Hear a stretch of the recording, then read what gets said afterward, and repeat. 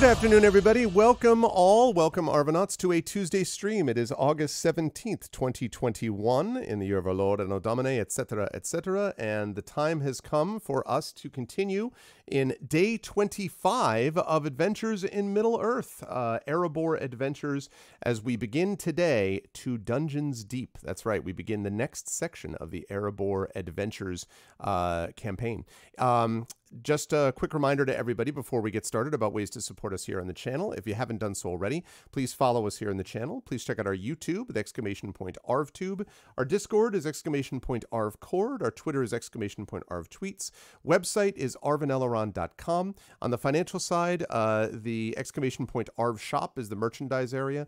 !Arv Treon is the Patreon. As you can see, that's sitting there at 22 patrons, $207 per month. We are trying to continually bring that up because that allows us to do things like, for example, commission stuff, which I will talk about in just a little bit. And it also allows the channel to move towards various channel goals and allows you to get individual stuff as well. Plus, you can get inspirations to help the players. And who knows, there might be some inspirations needed today. We will see. But in any case, that's the Patreon. And you can sub to the channel as well, which gets you inspirations to help the players if you support at a high enough tier, and also gets the custom sub badges and emotes and things like that, which you can use everywhere across Twitch. We have new emotes, actually, I'm sorry, new sub badges, custom sub badges on the way, en route. So soon we will have that coming at you, and you can get in on that action if you subscribe. The way that we had a couple of people jump on and subscribe today. Terry Tunes resubbed just a little while ago with Prime, so I'm very grateful for that. And you can support us in that fashion. On the publishing side, Icarus is my Icarus graphic novel, award-winning graphic novel from Athos Arts. Library is Tales and Tomes from the Forbidden Library. That's my 5e adventure and sourcebook from Alligator Alley Entertainment. And Grayshade KS is for the Grayshade Kickstarter, which is coming soon. I hope to have some more good information about that for everybody shortly. And then as always, BLM, Black Lives Matter, very important to affirm and assert the significance and importance of Black lives. And Help Now, which is the World Health Organization page on suicide prevention. Very important to reach out to others when they need help and to reach out to others when you need help as well. Thank you, as always, to Triffid and to Arudinel and to everyone else who is here. I am also happy to say that we are debuting something fancy and shiny and new, just for the Adventures in Middle-earth crew. And I'm going to show that in just a moment. Quick note on schedule. We've got Adventures in Middle-earth going on now. At the end of our session today, we will be doing the final vote for the Patreon-fueled chat-chosen game of the month, which is right here. You can see that listed. And if you pop in now, now is the time, because at the end of it, we're done. We've got Nino Kuni, Graveyard Keeper, and Growlancer 2. Right now, Graveyard Keeper is ahead, but you should type in, put in your votes now, and I will have a chance to, I'll be closing that down at the end of the session today. And then we've got Something Borrowed, Something Blue. And then we have got at 4 p.m. today over at GOG, I will be doing Pen and Pixels and Talisman Adventures with the intrepid crew of Peripheral Mike and Pyron Jade and Darksaber 2K and Tasty Chai. So that's going to be happening, our Pegasus Spiela sponsored campaign of Talisman Adventures, 4 p.m. Then tomorrow night, we've got Community D&D coming at you with Dragon of Icespire Peak. And then on Friday, this Friday, we've got Rebel Crown coming at you, which is going to be cool. I am very excited to be playing that joint Speculate Twitch channel event with Alex X and Dongwon Song. With Brandon O'Brien, myself, and then Mike Underwood is the GM for that. So very excited about that. One last thing Saturday, we've got Legacy of Dragonholt. That's our D&D with viewers session. And one last thing I want to note is that this coming Sunday, we have a poetry reading, remember, and it's going to be headlined by Brandon O'Brien, who's reading from his new Can You Sign My Tentacle book from Interstellar Press. And we're going to have Valerie Valdez as a part of that, and some other people. We'll have the final lineup for that locked down within the next day or so. In fact, I'm going to make a note here that I need to do that. confirm final lineup. So yes, that's what we've got going on this next week. Very exciting as we are past the midway point of August and we're heading into the end of summer, sadly, and getting ready for the beginning of fall. Now, with that said, I'm going to unmute myself and apologize to whoever I might have just interrupted, and get ready to go here as I unmute them. And then I'm going to bring them over to the brand spanking new... It's a cams only overlay done by Shadowed Mage. Ooh. And so we now get to see these people up close and personal on the stream. I am very excited. I've rolled out these cams only overlays for all of the campaigns because I like them. Because we do have the map one and we'll be able to use the map one as needed, as you can see. But I like the idea of having people up close and personal so you can really see their reactions. So you can see, you know, Terry's horns in full, you know, like multiple practical 3-dimensional quality. But no. So anyway, thank you to Shadowed Mage. This looks awesome. I am very grateful. And this again is paid for, chat, by the Patreon support. So thank you for making it possible for us to get these new overlays. With that said, I'm going to go around as per usual and interview. I'm going to interview them. I'm going to interview all of them right now. Introduce all of these lovely people. How did you get started in writing? Well, how did this all begin? Tell us your experiences. I'm going to start, as always, with the person who is at the top left in the current Foursquare configuration here, and that is one Mr. Trendane Sparks. Yes, indeed, I'm speaking of you. Tren, how are you? How's life, the universe, and everything with you since I spoke to you last a few days ago? And who are you playing today? Yep. I was just eating these delicious Granny Smith apple crisp things. We're not sponsored, but hey, we're call me bear for your new bear form. Oh! Wow! Thank you. That's all that needs to be said. Now, which way are we going? No, I'm Trent Sparks. I'm a professional voice actor, audiobook narrator, and I'm playing Tawny Bear, the Hearth Minder. Excuse me. You can mine the hearth as well. The hearth miner. Mind your own hearth. I don't do my hearth. much now. All of you. Now that Bolo's around, I don't have to cook as much. So you know.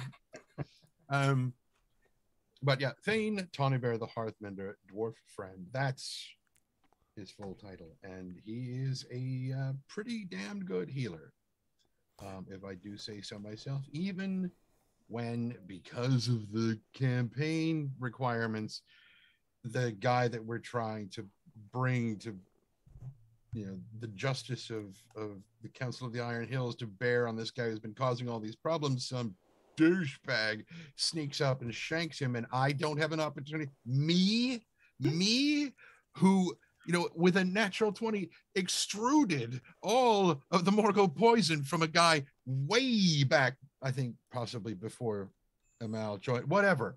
It just good. I just got stuck on the word extruding, and I was just like, yeah, because, you know, some people like to use, you know, pasta cutters to cut the noodles. My housemate's like, no, it would be a pasta extruder or nothing. Okay, fine. All right. Anyway, so which direction are we going? So then we would work down the column once I can get my camera focus. Down to one Mr. Brad Bollier. And Brad, it's good to see you. I hope all is well with you in your side of the, or your portion of the world here in the Midwest of our lovely United States. How you doing, Brad? How's life in the universe with you? And who are you playing today, sir? I'm good. We've had lots of power outages around here lately.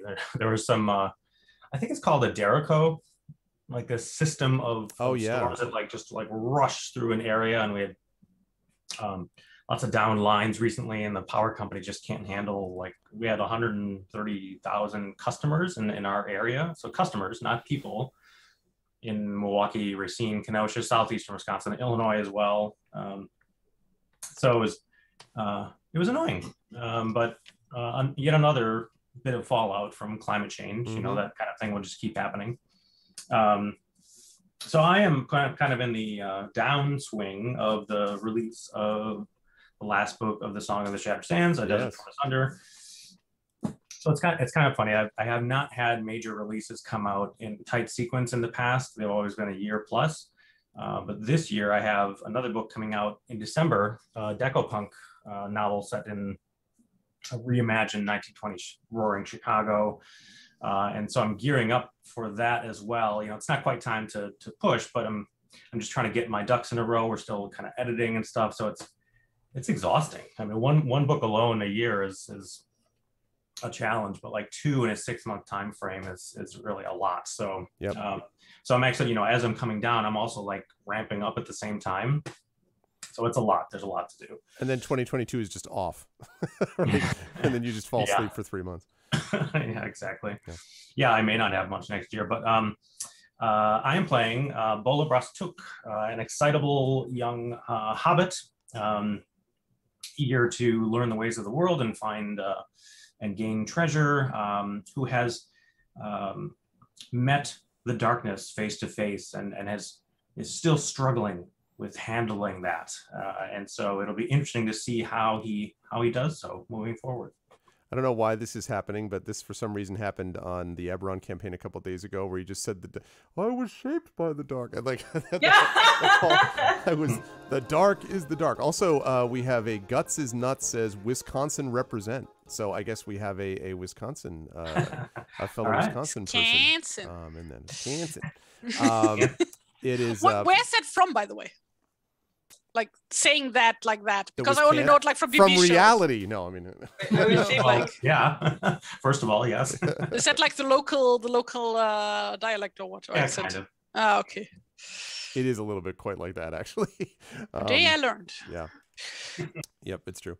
And there also, I know it's a stereotype, but it is the best cheese. Like, I mean, it really is tremendous. Well, good stuff. It is the loveliest cheese. I take that personally. I will say, I mean, it's one of those things where it's like Wisconsin cheese ascends to dizzying heights, but also plunges to horrific depths. Yes, admittedly. I say this as someone who, on like my, I don't know, first trip to Wisconsin to go to Madison for WisCon many years ago, in the airport, they had cheese that was shaped like the state of Wisconsin and also chocolate. Chocolate cheese. I cannot tell you how badly this cheese rolled to get, like, I mean, it was a critical fail of a cheese. It failed as chocolate and it failed as cheese, and it was the worst. However, obviously also, you know, Wisconsin dairy, yes, very good. Everything when we have Wait, so why many did you buy cheeses, that? Jamal. How could I not? I'm sorry. It was a chocolate cheese shaped like the state of Wisconsin, and I was in Wisconsin for the first time. Like, what better memento could I take home? I didn't get to taste it in the airport, but I took it home and tried it, and it was... I do not recommend it. Chocolate cheese. You should have tasted it right there. And a happy birthday to the ground. What is this? Just throw it, you know, and just be out. But chocolate cheesecake can be good sometimes. But yes, all right. Well, well, listen. Besides chocolate cheese and airports, I think that might have been your first mistake, was the airport part. Anyway, chocolate cheesecake. Try Russian Zupfkuchen. Let me go find the English name for that. I was gonna say Russian what now? Zupfkuchen. Zupfkuchen. No, Zupf. Zupf. Yeah. What was it? Not Zupf. Zupf. Zupf. More. Supf. Yeah, Zupf. Zupf. And then what's yeah, the last part? that was the one. Kuchen. It's just German for cake. I feel like I'm saying like sup hoorah. I'm like calling the Marines.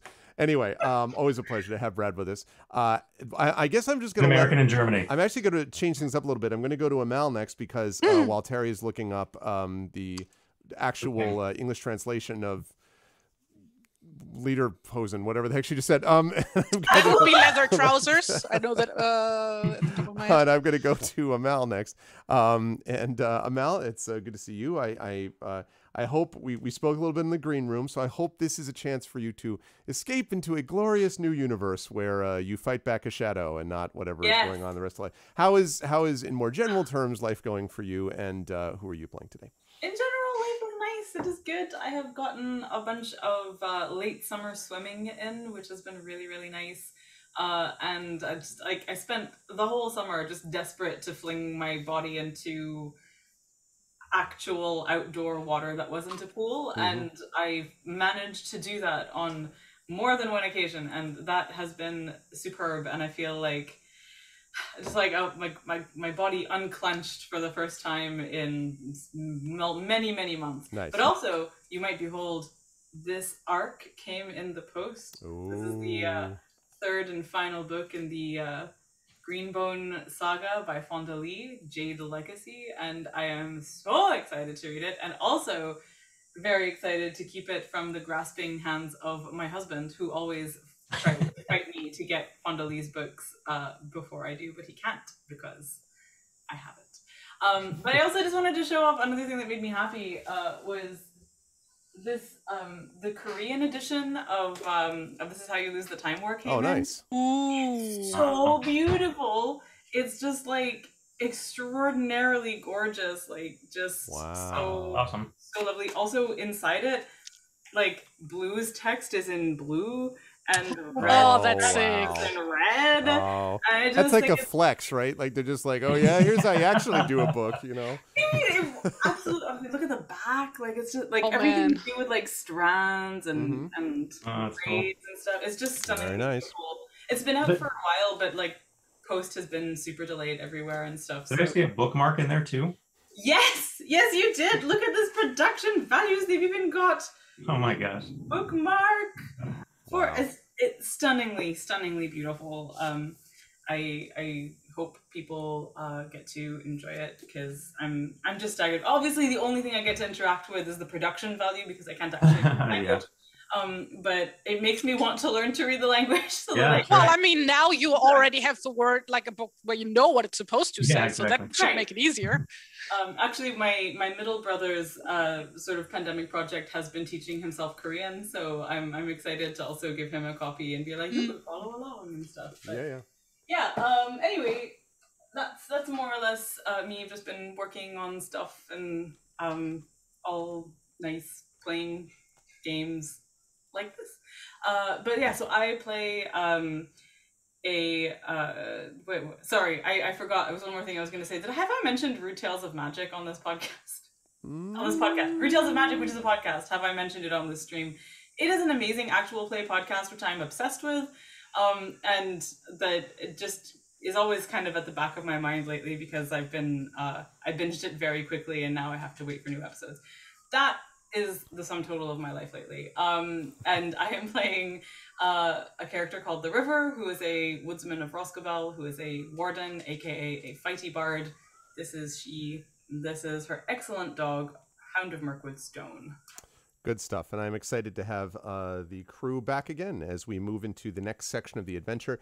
Since we're mentioning podcasts, I will just quickly mention, since another episode just dropped, the D&D with GOG Storm King's Thunder podcast has just released another, I think it's episode 30-something, of our very long-running Storm King's Thunder campaign, which ended a couple of months ago. I guess longer than that, maybe 3 or 4 months ago. Fleos on GOG, a fellow streamer, has been putting these things together, and a new episode has just dropped. So please check that out, and feel free to spread the word about that. And I think I don't know if it's that. Yeah, there we go. It's the podcast version of D&D with GOG, so you can go over there and spread the word, since we're talking about actual play podcasts, and it's worth checking out. All right, with that said, let us... Sorry? What about Tari? I don't get to be introduced. Oh, I forgot. See, I always introduce you third, so I got confused. All right, let me move up the window. I'm sorry. I'm so sorry about that, Tari. I was going up the other way. Well, first of all, most important question, did you get the actual English translation of this thing? Yeah, it's not very exciting. It's just called Russian chocolate cheesecake. Russian chocolate cheesecake. Okay. Which is disappointing. See, Lederhosen, just like I said. No. How are you, Terry? Of course, the amazing Terry Dunes. How are you? How is life in the universe with you, and who are you playing today? Well, now I'm really hungry for some Russian chocolate cheesecake, I have to say. Try saying that 5 times fast or something. I would go to the Madison Airport. I hear that they have really good level of cheesecake. Yeah. Yeah, I don't trust airport food, to be honest. Neither do I anymore. Yeah, really. yeah, I wish I had something interesting to tell. Don't really, so I'm just going to move on to my character introduction. I'm playing Thane Inge Homefinder, daughter of Ida Council the Dine II. And as I just said that, I remembered that I'm finally fully vaccinated, so that's an fun thing to tell. I only almost died the day after, which we would have streamed, but like then I'm sorry I had to cancel because I was almost literally dying. No, not that bad. Still felt like it. Yeah, constantly oxidizing. So yeah, I'm playing what's her face? She is a dwarf of the Erebor, a wanderer, stonemason, a clan chief, and she has a trusty pony sidekick named Lilleman. Yes, indeed. Lilleman, who came through, has been strengthened by his ordeal in the most recent adventure that we had. So and your bird. Say again. And her bird. Oh yeah. Is it her or is it Stubbs? No, I'm just kidding. Yes, her mechanical thrush. That is true. Who is part of Thrun, the toy maker, who actually gave that thrush to them. That may come up and be used again. We shall see. In any case, it's wonderful to have these folks waste here. It again. And the next, that should just be the running gag. You just give it to somebody else every adventure. You're like, oh god damn it. Give it to them. Go to Rivendell, wind this up, and send it to somebody who isn't here. Go. Exactly. Don't tempt me. I will do it. Right. It is a great pleasure to have the wonderful crew, the Fellowship of Adventures in Middle-earth here with us.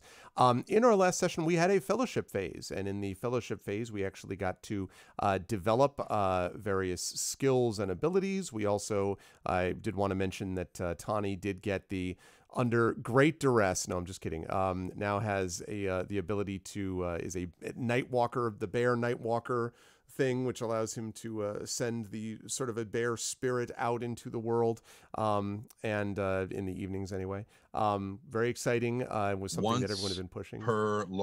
Once per long rest. So don't make me waste it. I have this image of them just like, hey, I think I might have left the stove on. Would you mind sending your bear back to? No, shut up. Anyway. And like while he's gone, I sent my bird after him because I also forgot him to pick up the keys, which I left there. Yes, exactly. Exactly right. Information has been gathered as well about the advancement of Brokenstone. We have also gotten some more information about the condition, Bolo's condition of being miserable while underground, but there are trade-offs for that in terms of what Bolo is able to do in other contexts, which we spoke about last time. Stone has been trained so that now Stone is able to help in combat, and that has made Stone even more effective, if possible, than before. So there have been, everyone has gotten various abilities and skills as a result of the fellowship phase. And at the very end of our fellowship phase last time, there was a message that came to all four of you in various ways, in which you had been asked, please, to meet with King Bard. So just to set the scene, we are here. Hey, what's up, Kevin? We are here in 2959. It is early autumn, so it's about maybe 8-9 months after the events of Hammers and Anvils. So now as we move on to Dungeons Deep, it is here in 2959. And I want to pick this up here when you are arriving at the castle, the palace in Dale. Now, certainly any of you are able to say whatever you want to each other, but you have literally met, I would say, 15-20 minutes before, maybe a half hour before, as a group. Now, obviously, independently, I believe the River went and actually visited with Tani for a little while, and so there's been I know there's been back and forth. Obviously, Bolo and Inga have been in Brokenstone, Bolo attending to the battered mug, Inga sort of, and Inga making some renovations at Bolo's request to that, as well as various other things in Brokenstone. So there's been this and that, but this is the first time in almost a year that the four of you have returned together as a group. And so you have arrived at the palace of Bard, and yes, River, if you want to... Sorry, quick logistical question. Sure. I think this was possibly mentioned at the end of the fellowship phase. Tani, I was trying to remember you were... Tren, I was trying to remember you saying that Tani had a removal of shadow thing, and I just wanted to figure out whether we'd applied that or not. Nope. Okay. mention it right at the end because right. we didn't do it. I was just reminding everybody that I have it, but I can only do it once per year to Right. one person. So. Well, sorry, this is very exciting. Another reason to have paused. Hello. You are not wrong. Hello, beloved husband. Yes, thank you so much. Watch out for Jade Legacy. Walks out, takes Jade Legacy. No, I may have told them about Jade Legacy. No. I love him so much. And not only because he brings me hot beverages, I will say. Anyway, sorry. No, what I was wanting to pitch from last time for Fellowship Phase was, since River and Stone spent some time there, I wanted to see if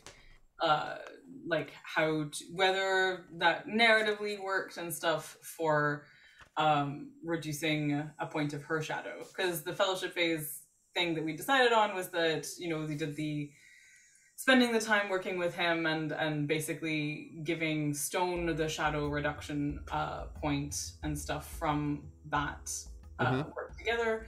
But then Tawny mentioned that there was this thing that he also did, and if it has been a year and they spent time together, I wanted to pitch that.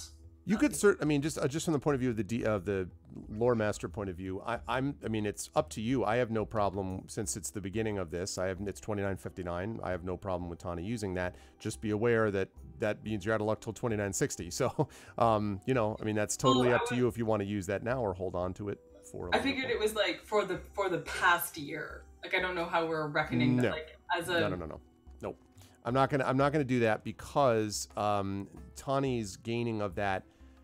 Oh, it's a new thing. Yes, this is okay, right. I mean, I believe, Trent. Like, it's not this phase. It was the previous phase, because I used it once last year on, I think it was Inge in 2958. Yeah. Yeah. So you have used it. I've used it before. Yeah. But I haven't used it this year. No, I get it, right. But I'm saying it's not like you've never had it before. Correct. So that's why, River, you already used it in 2958. Okay. So we could use it now in 2959 if you like. That's fine. But cool. Yeah, that absolutely. Up to you if you want to do that. I would like to. How do you feel about that, Tony? Whose need is most pressing would be my question. Good question. I have 5 shadow points. He has 6 and Tawny has 4. Oh, can the physician heal himself? No. Do I have any at this point? No, you're just miserable when underground. You're like, everything's fine. I have 6 points of shadow, so that's great. Yeah. Especially in combination with my low wisdom.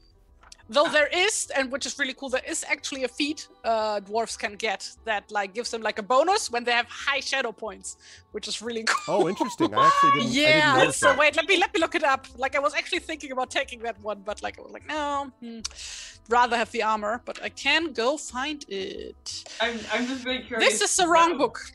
This is the player's handbook. That would be the wrong book.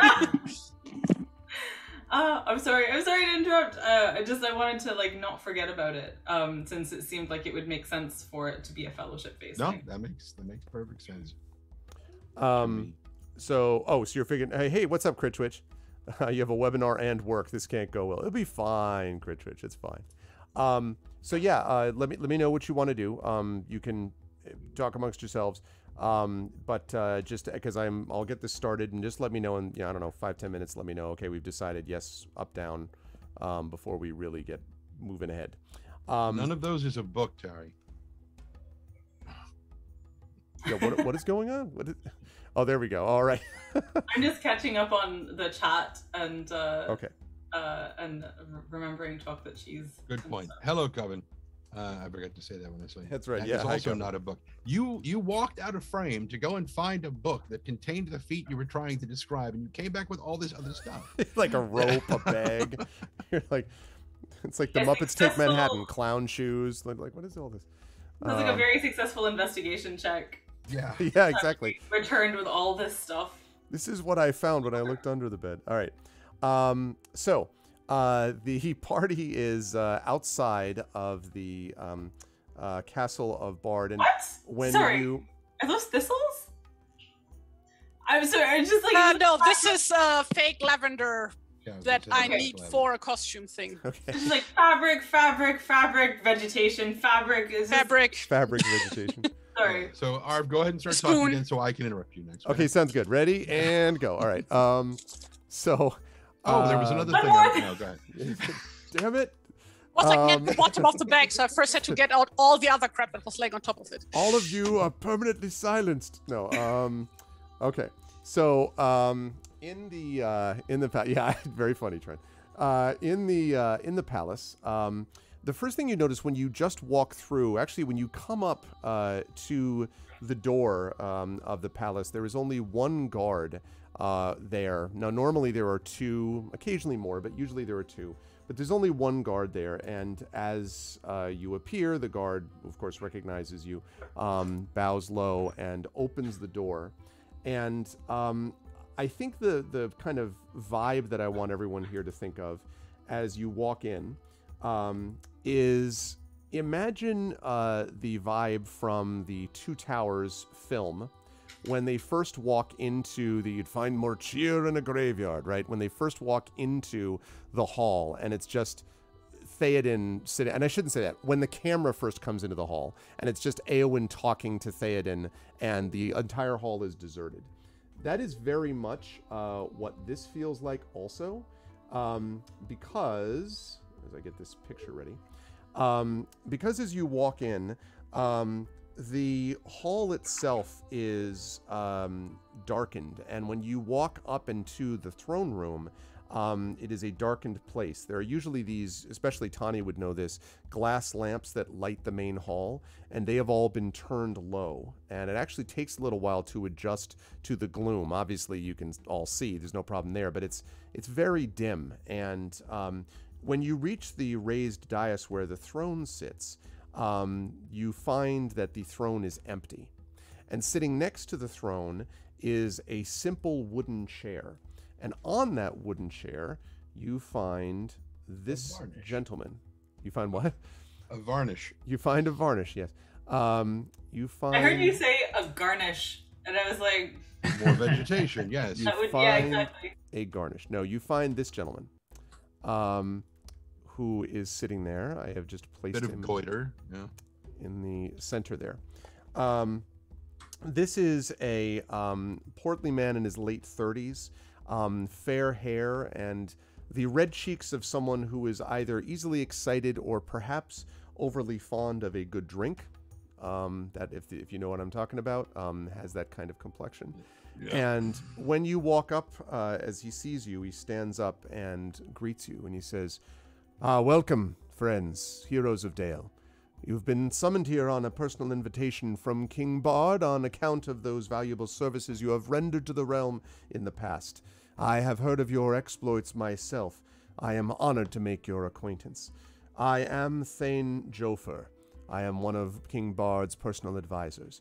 It is not easy to meet individuals that do not place their personal gain above all else. These are darkening days. And he kind of looks around at the room for a moment, and we have need of heroes like you to light our way out of the murk. As I say, I am Thane Jofer, son of Jormund. I am a humble servant of the king. And he kind of, bows slightly. You can see that he does not smile when he's talking to you, and he doesn't strike you as... I'm sorry that I have immediately forgotten his name. The Thane... Wait a minute, I'll find it. The arrogant guy from... yeah, he had a more gaunt face, right? Brynny. Yeah, he's not Brynny. He did not like that. But this guy looks like... Yeah, this guy looks like he is certainly not... He has not been starving. He's been well taken care of, it seems. But there is just this... I guess you might even almost explain it as... He seems sort of stilted a little bit in his mannerisms, and kind of, nods to you very sort of officially, and then sits down on the chair again.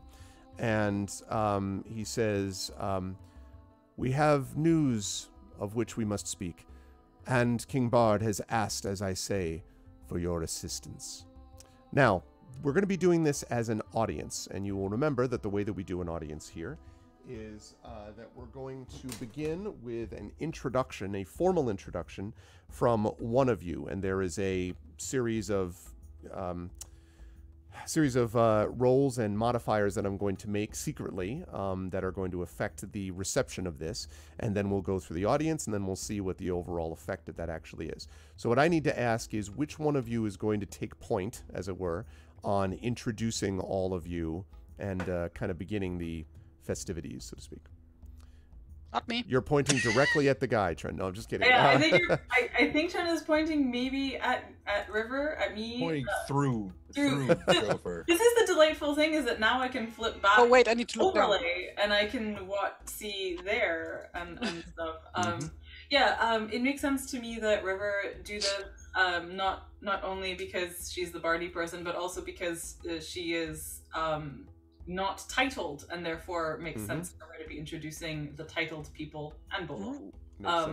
We are not classes, despite our classes. Oh!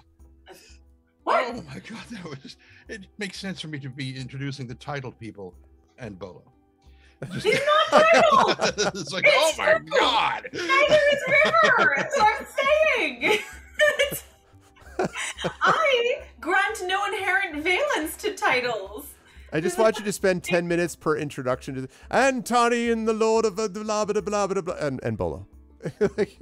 Yes, obviously River will not do that. She'll say, and you know, Bologras took renowned of the what's it called, the battered mug, you know, and so on. I really, know what, I really actually want to take a moment, not today, but at some future point, to actually write out the way that River would introduce all of them lovely. and highlight their achievements as appropriate. I think she does actually have a lot of experience doing this at this point. So anyway, yes, I'm happy to have River be the one doing this. It is the way that it usually goes, unless there is reason, like, to be among the dwarves and have Inga do it, or to be among the Bjornings and have Tawny do it and stuff. So. Okay. Let me have you make then, please, a traditions check for me. Let's see. Let me just double check and see about the... Do we have one or more bardings or men of the lake? We do not. Okay, good, lovely. All right, so yes, let me have you make... actually, let me just have you... The way we'll do this, River, is just... can you give me just quickly... You don't have to go through all the names and everything, but just like basically what information are you conveying in this introduction? And then I'll have you make your roll, your traditions check. So River, so this is like the audience is with this guy, right? Yes, this guy. Yep. So River is going to. The impression that she's getting from this guy is that he seems officious and stilted, and a little bit like he doesn't want to be there, or that. Let me have you, since you asked that, let me have you make an insight check for me, because that might actually help your knowledge of this.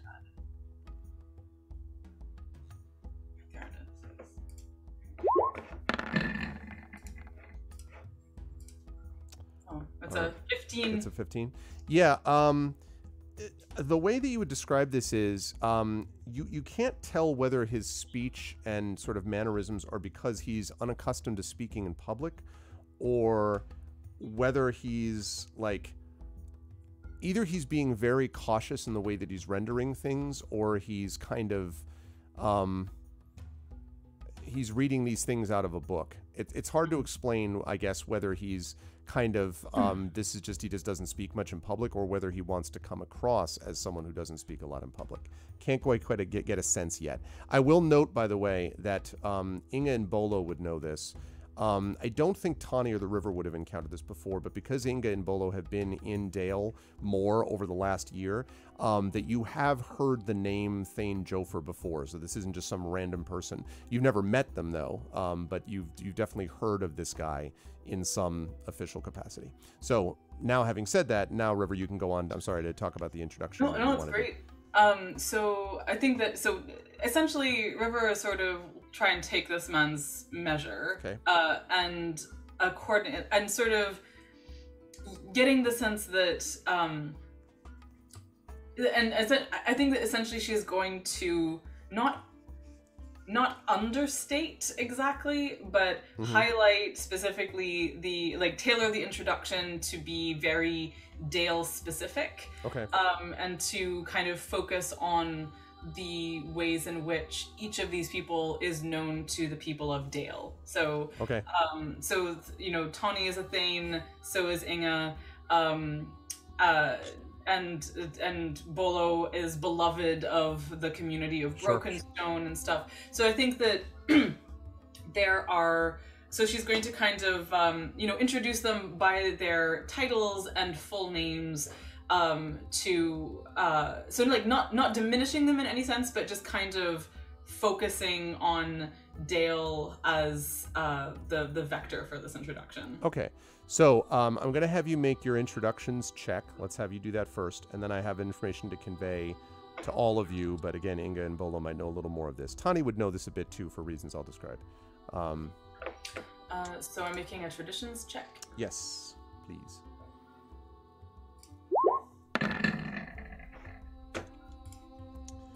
Okay.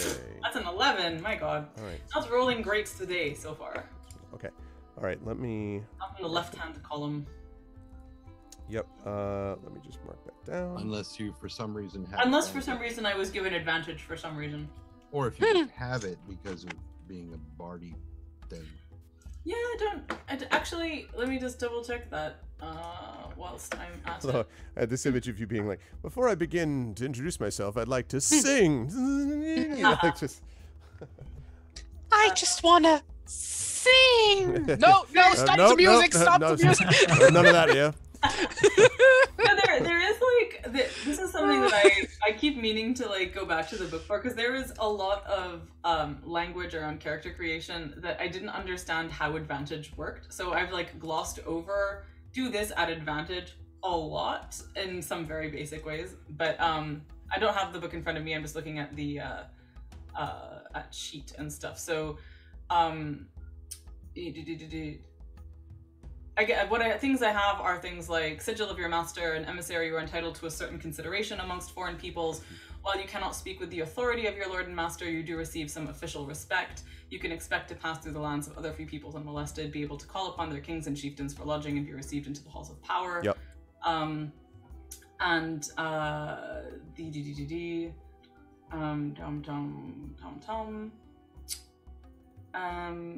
And I don't have anything else on here about advantage on traditions. That fits. So okay, that's fine. The thing I wanted to note, and this is going to be important for Tani for reasons that based on previous experience with this person I'm about to mention, and Inga and Bolo know about this from their time, as I mentioned, that was spent in Dale. So over the last year, because the Queen's condition has not worsened, but it hasn't improved, she has not regained consciousness and, is not... Bard has become, if possible, this was never the, happiest guy in the world to begin with, but Bard has become increasingly dour and withdrawn over the last year. And more, the sort of public appearances that you see from where Bard is being represented have been taken on by his two chief counselors, his two Thanes. And those are, one of them is this guy, Jofer, and the other guy is Haken. And you've heard about Haken before, and you've talked about them. So these two people have basically been more of the public face, essentially, of Bard over the last year. And so it is interesting here that Bard is again not visible and not here, and instead you have Jofer, who's here instead. You do not see Haken in the room, but Jofer is here. And so Jofer sort of nods, hearing you, and then says, well, on to business then, I suppose. An important dwarven scholar was expected to arrive in Erebor from his home in the Blue Mountains. He was to be a guest of King Bard, and he sent a letter before leaving describing his intended route and estimating a date for his arrival. He is now, however, a week late, and we fear that some accident might be the cause of the delay, especially given recent events. We are concerned when officials, either of dwarves or men, do not appear at the time that they have appointed for themselves. What the king requires of you, therefore, is simple and proportioned to your abilities. Find the dwarf, rescue him if he is in danger, and bring him to court, for he has important matters to relate to the king. And he falls silent. Who bore the message? And he says,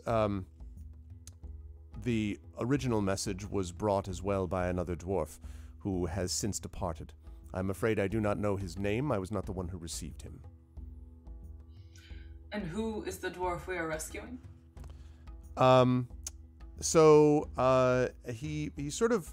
He kind of hesitates at first about this, and then he sort of waits and he says the name of the, which seems odd to you, like, you know, like, well, why wouldn't you tell me that? He says his name is Domi. He is a scholar of some considerable renown among his people. Does that ring any bell with Singer? I would ask you to make a traditions check. Do I get any modifiers for that for being a dwarf or anything? No, I think the fact that you're getting a traditions check is sort of indicative of the fact that. Oh yeah. Yeah. So fair. That's. Yeah. Did that go through? Mm-hmm. 14. Yes, you have heard of a scholar known as Domi. Now, there are a few people that. There are obviously a number of dwarves who do stuff related to lore, but there has been increasing interest over the last, say, 10 years, and it's definitely accelerated since the Battle of the Five Armies, in terms of getting a sense of the dwarven heritage. A lot of this has to do, Ingo, with when the treasure was being redistributed from Smaug's Horde. There was a lot of like, that belongs to my father by right of this, that, and the other, and that was my mother's by this, that, and the other. And as you might imagine, these things always haven't always been smooth, right? Like sometimes people disagree about whether something belongs to this person or that person. So you know that one of Domi's kind of bits of knowledge has to do with heritage and descendancy, by which I mean like who belongs to whom, and like who begat who, like whose father was whose father and who was the grandfather of whom, and that kind of thing. So he does a lot of work related basically to a family genealogist. trees and genealogy. Yeah. Mm-hmm. Yeah. Yep. Can I just say I super love the subtext here of Smaug as the British Empire and the Horde as like the British Museum, and just trying to repatriate all of the objects. Or the Nazis stealing the art of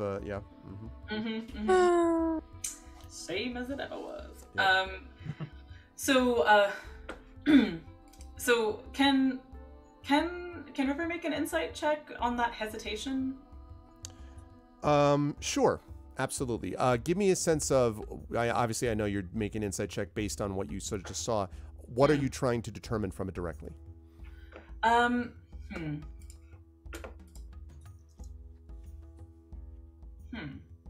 Does Joffre actually want this man found?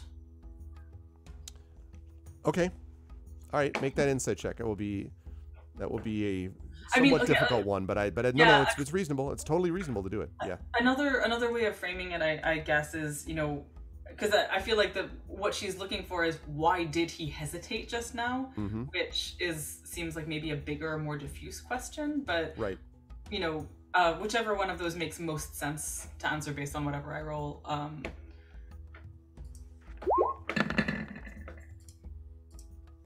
It's an 18. Your sense of it is that Joffre is acting kind of oddly hesitant in answering your questions, but you do not get the impression. You get the impression that he's feeling out what you are. Like there's sort of a like because he has this tendency, as I said, he doesn't smile, but every so often like he'll kind of tilt his head and he'll kind of, you notice he'll look at all four of you, even not just you, River, if you happen to be talking, like he'll sort of look at all of you in the room. Because it's dim in the room, by the way, sometimes you can't always see that. Like his face is slightly shadowed. I don't want to get anyone in the wrong direction. No, you don't feel any shadow from him. But my point is like you just can't see it as well. You get the impression that you are being assessed. Interesting. What is that? Assessed? Sort of tested. Weighed. I guess might be a way to look at. Yeah. Weighed. And Weighed. like that whole bit of like you have been weighed and found wanting or whatever. But, Okay, so she's just asked, what is his name? Domi or Yofu? Domi. Yeah, like, so she was asking, like, what is the name of the dwarf?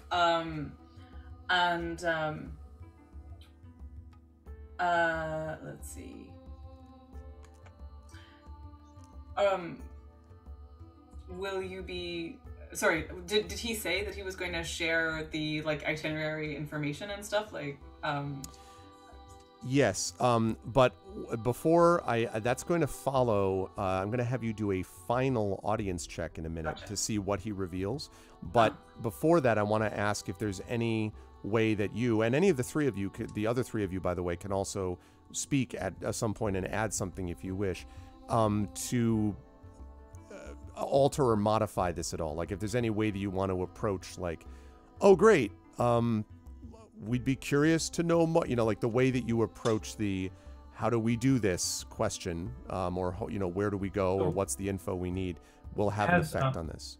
Has he said what Domi's purpose was specifically, like why he was coming? Not.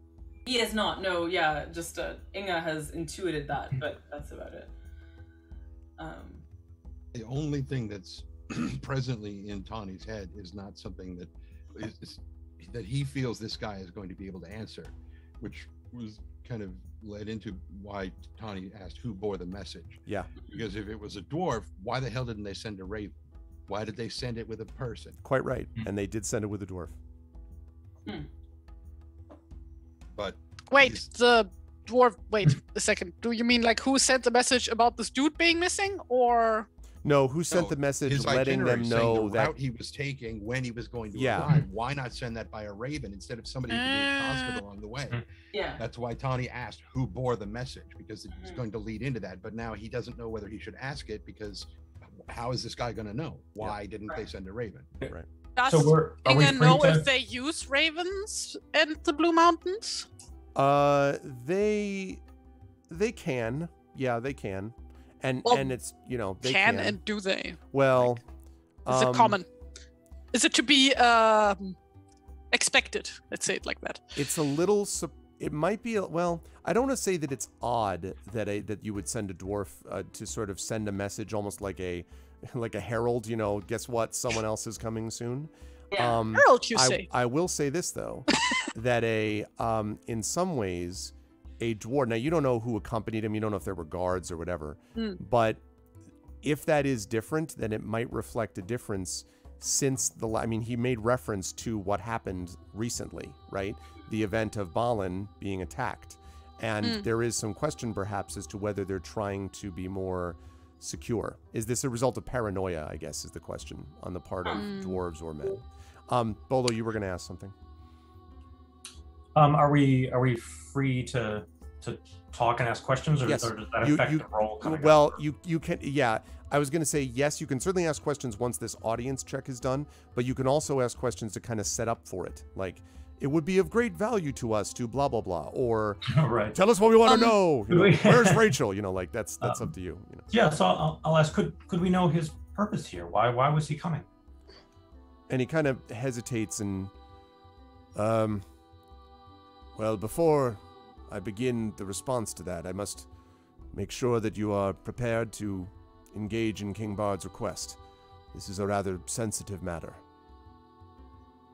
Well, I do ask because it could give us some indication of why he's gone missing if there is foul play. We have no reason to suspect that's true, but that would give us a better understanding of it. Is there any reason to think there's foul play at hand? Okay, and does anybody else jump in or not? I think. And I'm not for. No, you don't. That doesn't mean that's. I'm not ceding it to make it that you do that. I'm just asking. I mean, I think that's yeah. I think River will say a reasonable question considering what befell our friend Balin more recently. Does Inga know any? Last year, but anyway. The other one thing River does want to ask though is to so like that is kind of like as a comment on what Bolo just said. But she does also want to ask, I'd also be interested to know who was in receipt of that message. Who among everyone here was aware of those preparations? And he kind of nods slowly and he says, "You mean who was told of Domi's arrival?" Yes. Okay. So Or now more specifically, the means of his journey and arrival. Okay. Before you answer that, can I get a question in? Sure. Because that might be relevant. Absolutely. And that is like after the whole shebang that went down at the Erebor, as being a council member of King Dine, what kind of like things has Inge like learned or been instructed that could relate to this? Like, for example, the possible paranoia that was mentioned earlier about like... Well, there's one thing for sure, Inga, and that is that dwarves that are on official missives from King Dane are no longer going on their own. They are always accompanied now by an armed guard. Always. Now that's just Dane. Does that include the Blue Mountains, or is that no, like? No, I was just going to say I'm just talking about stuff from the Iron Hills. But the point is, like, and also from I beg your pardon, from Erebor, and the Iron Hills. Both of those have armed ones. Dane does not speak specifically about those from the Blue Mountains, but the dwarves in general have begun to send armed guards, which, as you might expect, has not contributed to a sense of. It hasn't lowered the tension, right, when they show up always with guards at Dale all the time. So, hey, Jagtress. Wait, who is the ruler of the Blue Mountains? Oh gosh, I don't even know at the moment. And also, where are they? Are they on the map? I was gonna say. I was gonna say, like, I remember the Blue Mountains as being mentioned in The Hobbit, but I cannot place them on a map. Yeah, well, I know a song about Blue Mountains, which has nothing to do with the setting. And I need to go find it. Middle. I don't know. Yarth. Okay. Well, while I'm looking for that, Mountains. I need to actually track that down. I don't know. While I'm looking for that, anything else? That's like all the way in the east, west. I mean, all the way in the west, on the coast. Right. Okay. Western So coast. Pat, isn't even on the Wilderland map. Yeah. No. Yeah. Okay. So. Okay, so in that case, I'm going to have then River make the final audience check, and based on questions that were asked, let's see. I'm gonna have Oh, go on. Sorry. I'm gonna have you make this check at +3, based upon various things that were said and modifications that I did that I can't tell you. So +3 to this audience check. Cool. I don't know. Does anyone want to inspire the River for the... Could inspire. That's true. The check could be inspired. Well, I want to, but I can't. Anyone in chat? If you could inspire this inspiration thing, if you wish. But yeah, we are in Rovanion. Then to the east, past the Misty Mountains, is Erebor, and then east of that is Blue Mountains. And East then there's water. West. Sorry, yeah, west. I was like, east is Mordor. I am all good. stupid. Also, no, water is south of us, where we are right now. Not east. True. Yes. Yes. Southeast, yes. Mordor. Okay, so you have to roll the R. Mordor. Okay, so it looks like I do not see an inspiration forthcoming. Thank you, Shadowed. Yeah, this overlay is awesome, man. Thank you again for providing it to us. It looks fantastic. Super cool. So yes, you are going to make this. You're going to make this check then. Here we go. Just per normal. Just per normal. Oops. If I can manage to click it.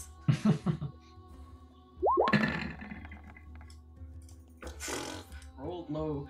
So that would be a 12 plus 3 for a 15. Okay. So what he begins to describe as he thinks about it, and he says, well, there is in answer to your question, and actually I want to go back to Bolo's question. Give me, because that's what he's going to answer first. Give me that exact wording of your question again, Brad. Bolo's question. Well, so I had two questions. One was the nature of the discussion, that the purpose of his visit, and he hedged, and so the follow-up was there any reason to think, given that purpose, that there was reason for foul play, that they suspected foul play? And so he says, as to the foul play, I have no information about that, nor do I have any reason to believe that that is forthcoming. I do have reason to believe that my freaking camera isn't focusing. The big problem is just the freaking microphone. The camera keeps wanting to think that the microphone is a face. It's not a face. Face, microphone. Face, microphone. Okay. So he says, well, as to foul play, I have no specific information regarding that. I do not believe that there would be an attempt to be such a brazen attack upon someone of this level of renown. But these are, as I said, darkening times, and so I cannot speak to that directly. Moreover, I must say that the dwarves' security protocols are things that are not particularly well known to me. I must say that I know that the dwarves, and he looks here at you, Inga, are also interested in Domi's words. Indeed, I may say that Domi, I know, wrote both to King Dane of the Iron Hills and of Erebor, and to King Bard. As to what that he wrote about, I know that the business that was bringing him to Dale was with King Bard, but I have reason to believe that he spoke to both Bard and the dwarves about it. As to why that is the case, or why the dwarves would be particularly interested, I cannot, of course, say. I do not expect foul play, but to be perfectly candid, that is why we are sending you. I could, of course, have sent any simple messenger or soldier, but given your requisite experience, your knowledge, and, of course, your reputations, it seems reasonable that you would be well suited to manage any difficulties. And as I say, King Bard has personally requested your assistance in this matter. Has Inge heard anything about, Domi contacting King Dine? No, this is the first you've heard of that. Would she expect to hear about that, based on her position?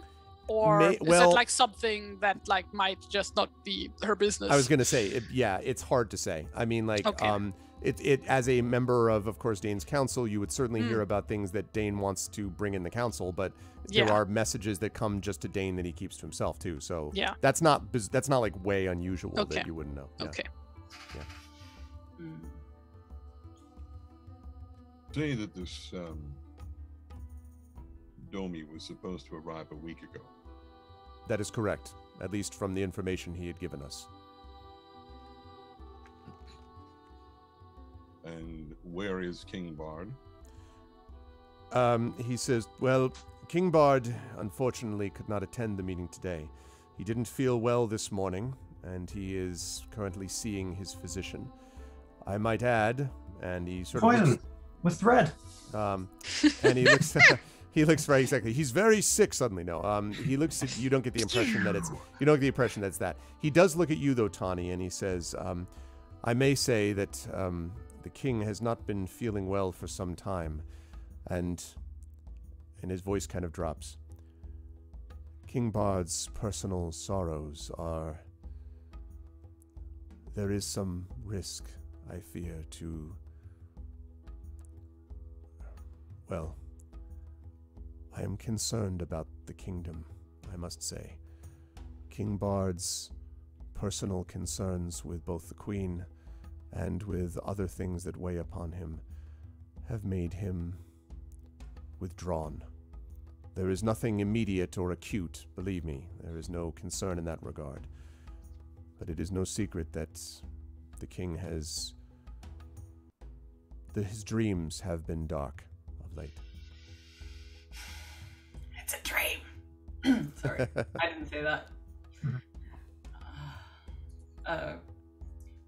River looks troubled at that, especially at the mention of dreams, and sort of looks at Tawny and to like, oh boy, do we know about dreams?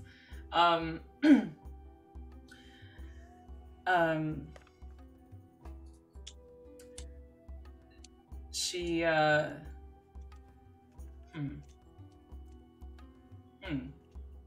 Anyway, sorry. She looks troubled. She nods though to what Joffer has said, and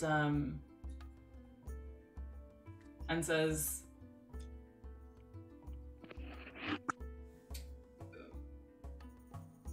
"We will, of course, do what King Bard asks of us.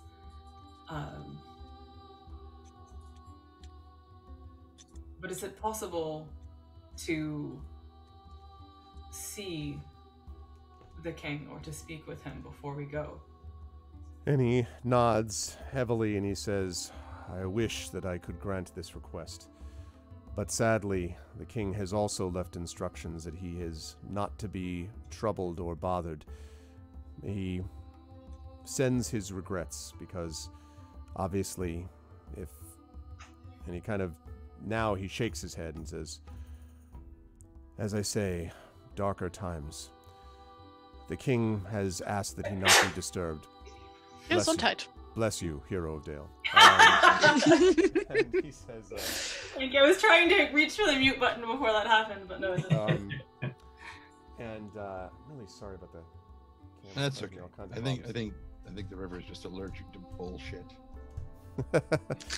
So he says, well, Tani, let me ask you actually. I mean, do you want to do an insight into what he's saying? Oh, you betcha. All right, go he's ahead. about to say. Inga would actually also say, hey, like if Inga may say something right now, then like would address that actually. Sure, but let's get the insight from Tani first. Okay. And I guess he may not want to be bothered, but that doesn't mean that Tani's not going to basically demand to, I mean, all due respect to his personal position, Tani wants to see him, regardless of whether it's just to check on him or to talk with him. There's no way Tani's leaving this hall without damn good reason why someone who is has such a history of being a fantastic healer for the fucking royalty. Right. No. Actually, isn't Bard also his patron? Yeah. Doesn't that sort of entail you to have certain like conversational privileges with him? Could be. 15. I don't think there's like legalities. Yeah, it doesn't require. Yeah. Can't go to court about that one. Ha! Right. To court. Get it? Yeah, I see what you did there.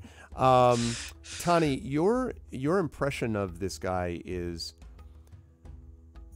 so certainly the so-called bedside manner of this guy is not the best. You do not get the impression, as I know some of you had concerns about Haken and about the way he was acting. You don't get that feeling from this guy. You don't get the impression that he's trying to kind of dismiss you or sort of hold you off. You get the impression that he is genuinely concerned about the direction of how things are going. You don't get the feeling that he's trying to blow you off. You get the feeling that his hesitancy is that this all just sucks, and that he's trying to do the best he can is kind of the feeling that you get. Tani completely agrees with that. So like that's the feeling that you get. Doesn't mean Tani's going to leave this room without being allowed to see the king. Well, so go ahead and follow up with something. I know that Inga wanted to say something too, but let Tani say what he wants to say, and then you can jump in, Inga. Well, no, you wanted the insight first. Let her go next. Okay, yeah, go ahead then, Okay. Inga. Yeah, like Inga would like stand there, be like, so you are saying the king is sick, and you are telling his most prized healer and most trusted healer to not come look after him? And he kind of sighs and he says, "No, perhaps I have not. Well, it is not illness, at least not illness in the traditional sense. He is not lying on a deathbed or indeed even on a bed of illness. He has, as I said, grown withdrawn, and the withdrawn quality of him means that he is more taciturn, one might say, than usual. I have personally seen the king this morning. He, in fact, was the one who said Sem asked for the 4 of you. He has anticipated your question, Thane Inga, and he looks at you, Tawny, and I anticipate your next question, Thane Tawnybear. He told me to tell you that the shadow that spreads cannot always be brightened by the light. He has said that he must ask you to go into the shadow. What shit? Oh, sorry, drafting here. Quick note, though, Inga. Yeah. You do not. I mean, I'm not saying this guy is, whatever. Yeah. You don't get the impression that he's lying. I mean, you get the feeling that this is exactly what Bard told him. This sounds like yeah, but like this whole like thing about no, like, I'm not. That's fine. I'm not the trying to light push can't anyone like off. help. It's like I mean, like I'm like have to make sure that I don't like do too much like I think setting inappropriate things here. But it's like, oh yeah, this dude has like clinical depression and needs to go see a therapist like ASAP. I mean, listen. This is actually something River is gonna say. She's not gonna say that, but River is going to say like to be troubled, like looks troubled and very seriously will say to Joffer, in all of our travels and in all of the difficulties that we have faced and all of the creatures that we have fought, and from men to dragons, by far the most difficult thing, at least that I personally have found, is to confront the feeling of darkness that falls over one's heart and that no one or no thing can seem to touch or lessen. But what I've learned from that and from traveling with these companions is when one is suffering from this kind of ailment, one is the least qualified to speak to what one needs. And if King Bard is in this position of withdrawing, as you say, and of issuing orders to be left alone with the darkness of his thoughts and the shadow on his heart, that might be the time when he most needs to be seen by those who have experience of those things and could at least bring whatever temporary, if anything, relief to his condition.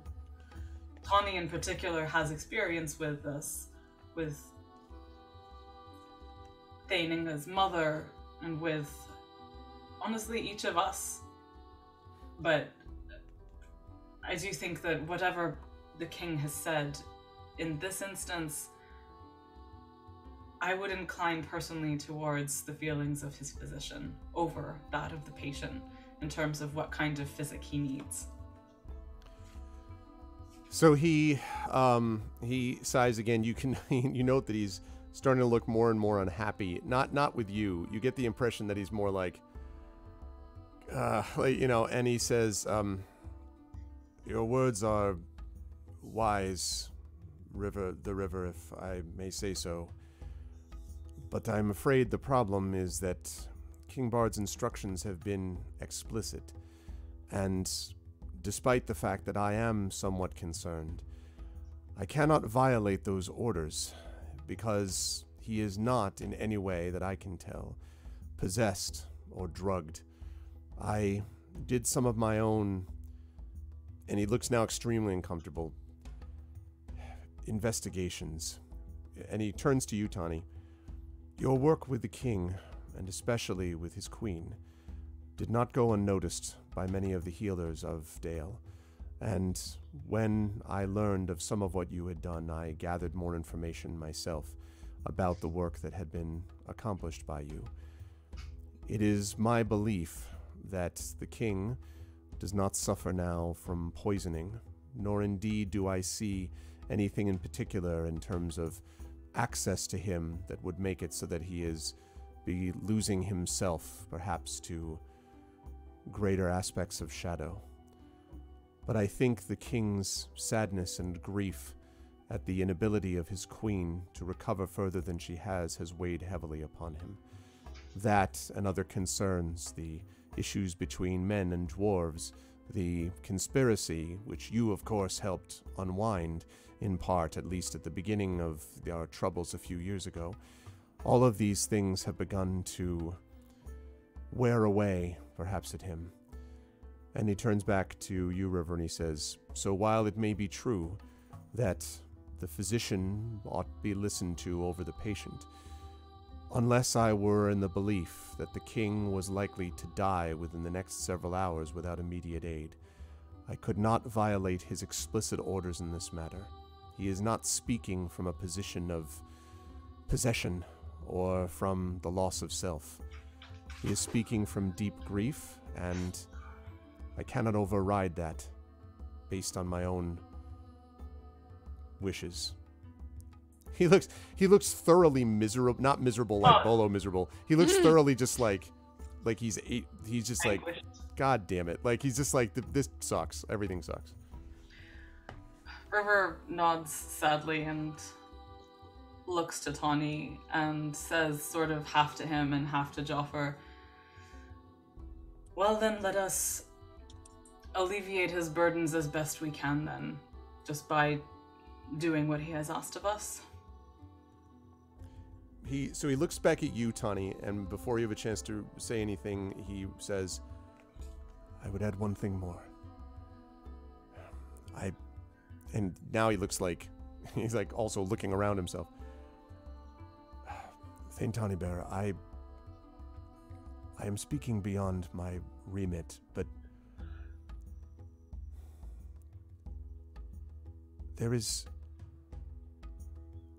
do you sense there is something more at the heart of this series of troubles?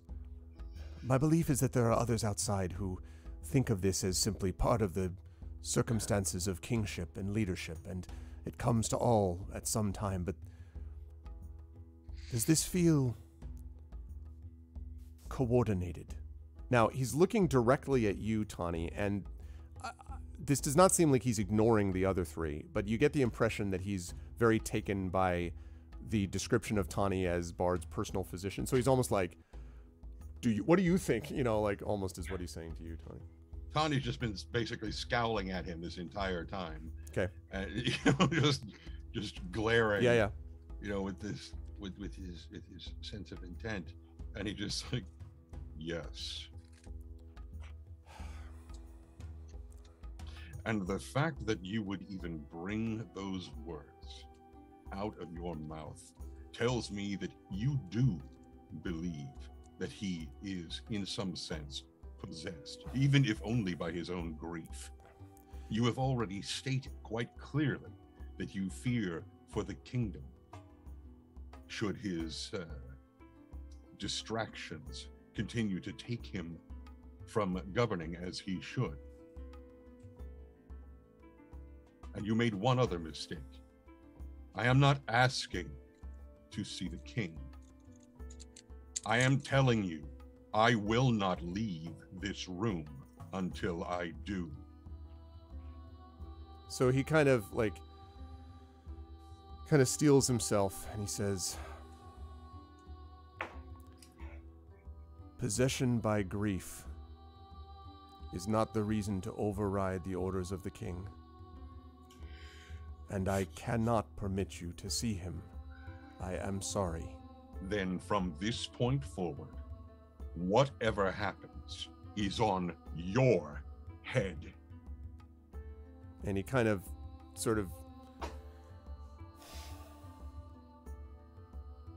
so tension cut with a knife type of thing. I love angry Tawny so much. I just love it. I just want to sit here and make like totally reasonable. Yes.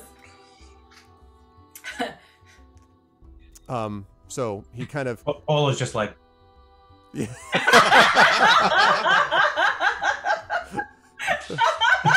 Oh, nice ceiling. Homer Simpson's just like, just like rolls back. There's a thing that we say in Arabic when if someone is eating and they eat a hot thing too quickly and burn their tongue, they start going and then they say like it's like so how much did this roofing cost, essentially staring up at the ceiling, and I feel like Bolo was doing it. So. That's freaking awesome. What fine yet rustic architecture. I shall go examine it more closely. And I do want to play into that, because Bolo, I think, is picking up on something very clear, which is that there is obvious like lightning between Tani and Jofer. I do want to point out, actually, I'm not going to just say this. I want insight checks, please. Not from Tani. I want them from Inga, the River, and Bolo, please, as you're watching this happen. Okay. I get to roll. Yes. Huzzah. Insight, you said? Insight, yes, please. Oh. Natural one. Awesome. That's what we love to see. You're just like, man. He is paying attention to the. He's just looking at the ceiling. No, to be clear, I was not looking at the ceiling. I'm looking at. No, I got it. I totally get it. Yeah. I don't know that is clear based on your insight roll. No, you're back. River got a 14. Right. River, River, I think that this is enough for you to pick up on the fact that, so there is absolute lightning. The anger is just like, simmering, you can just sort of like flowing off of Tani. Jofer, I would say, is also emanating anger. It strikes you that this feels like the anger of restriction. That is to say that he's like, I guess it's like, I don't want to make him sound like a customer service person who's like, look, what do you want me to tell me? Like, this is what my boss said. But you get the impression that he's to see the manager. it feels like he kind of agrees with Tani, but he just has hit the wall of, but I am not going to override. Like, it's basically what it is. And so he's just like a rock and a hard place, right? Yeah. I think River is actually going to step, like especially if Tani is like pointing and being angry. I think River is going to put a hand on his arm and look at him in a kind of let's take a deep breath way, and also look to Joffre in a slightly apologetic way and say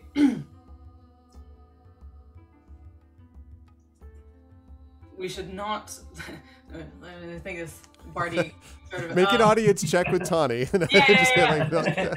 like disadvantage. God damn it. Let us not allow the love that we all have for the king to come to blows between those who would support and protect him.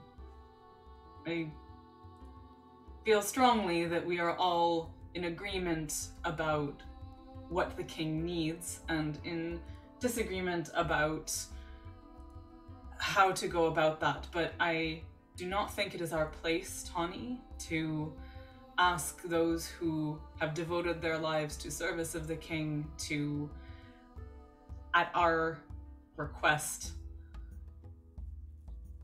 He physically, his shoulders physically tense at that. Yeah. Go ahead. So I like that your head is touching his shoulder and they're like, okay. Like, as it's tensing, she's like being more firm. Yeah. But anyway, she's saying our quarrel is not with the messenger in this case, the one who is giving us this news or this commission. I will say though, I'm turning to Joffre, we have all of us suggested and stated a few times over the past year our sense that there is more at work here than is visible to perhaps the king, perhaps others. We do feel, and we have felt for a year, that there is some coordination or conspiracy surrounding the king and his affairs. And if you too feel this way, then we would appreciate coordinating ourselves in response and just sharing perhaps more information as it arises. Make a persuasion check for me, River. Do it at +2. Ooh. Let's see.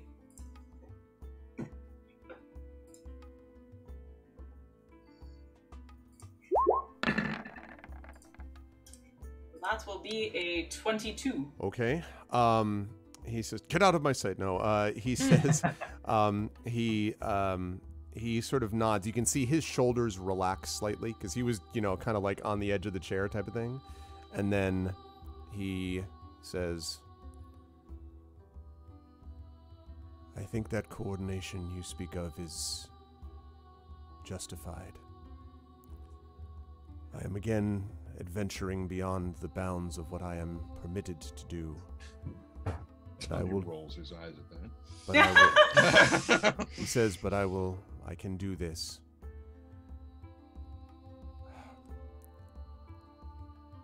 I will place at your service a method of being directly in contact with me.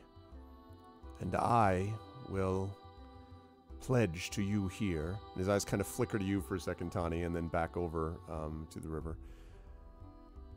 "That I will inform you if information comes to me as I gather it regarding things that may touch on this personal affair.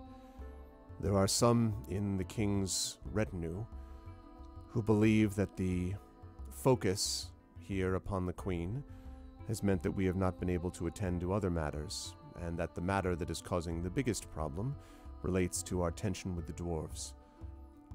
I do not share this view. I do not think the dwarves are the chief," and now his eyes flicker to you, Inga, "are the chief